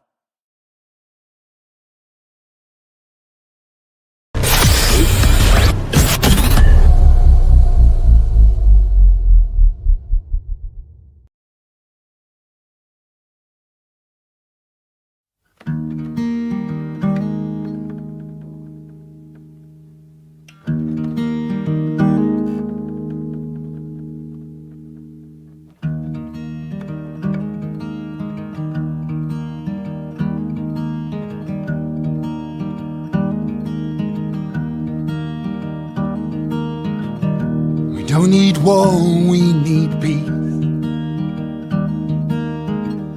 We need to find a release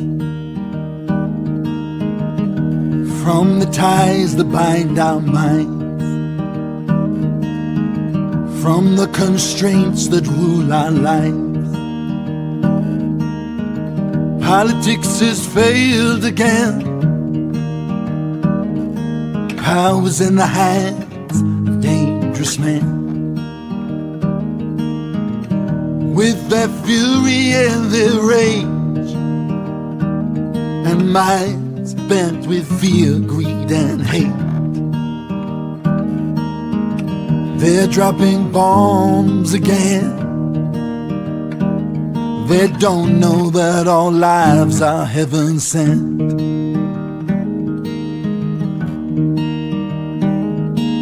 Time to stop the genocide, the warmongering in our times. Now is the time.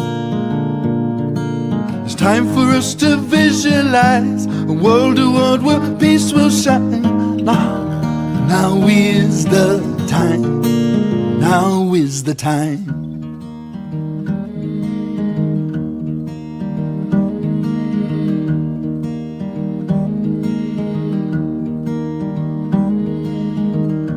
Now's the time for change. Tell me, do you feel the same? For here we stand in the name of love, all peoples of the world as one. The revelation needed on the street is that we're more powerful than we believe. What they don't want us to know is that the light of love we shine they can't control. The other day I spoke to God. She said to me, share this message in a song.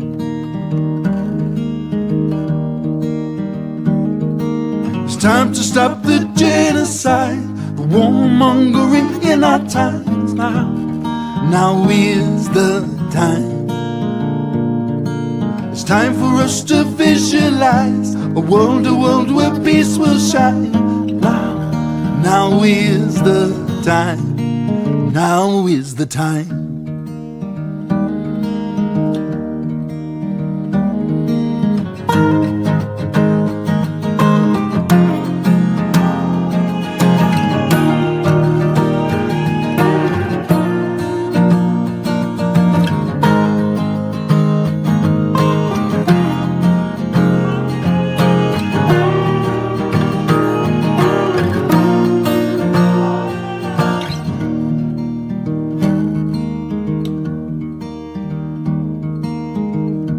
Don't need war, we need peace.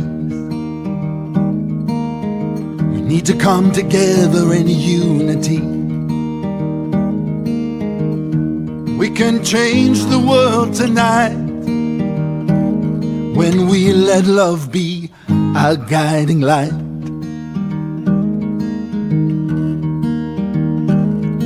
It's time to stop the genocide, the warmongering in our times now. Now is the time. It's time for us to visualize a world where peace will shine now. Now is the time. It's time to heal dividing lines for the sake of humankind now. Now is the time. It's time for us to realize that we're all one in God's mind. Now is the time. Now is the time.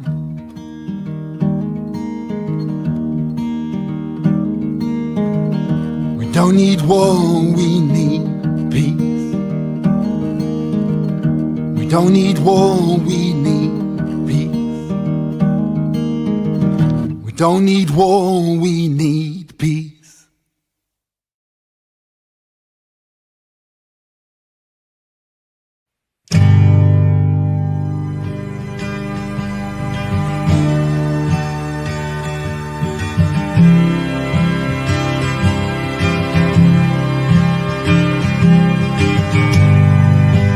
Genocide is never justified. There ain't no reason, 'cause human beings are more than just a kind, defined by race or religion. 'Cause we all have souls and a mission here on earth. Only God knows why. You can't decide their death, 'cause you weren't here for their birth, or their first laugh or cry. Don't let the children die. Don't let the children die. Sisters and brothers, we know it's wrong when we see their fathers cry with their mothers. Genocide is never justified. There ain't no reason, 'cause human beings are more than just a kind, defined by race or religion. 'Cause we all have souls and a mission here on earth. Only God knows why. You can't decide their death, 'cause you weren't here for their birth,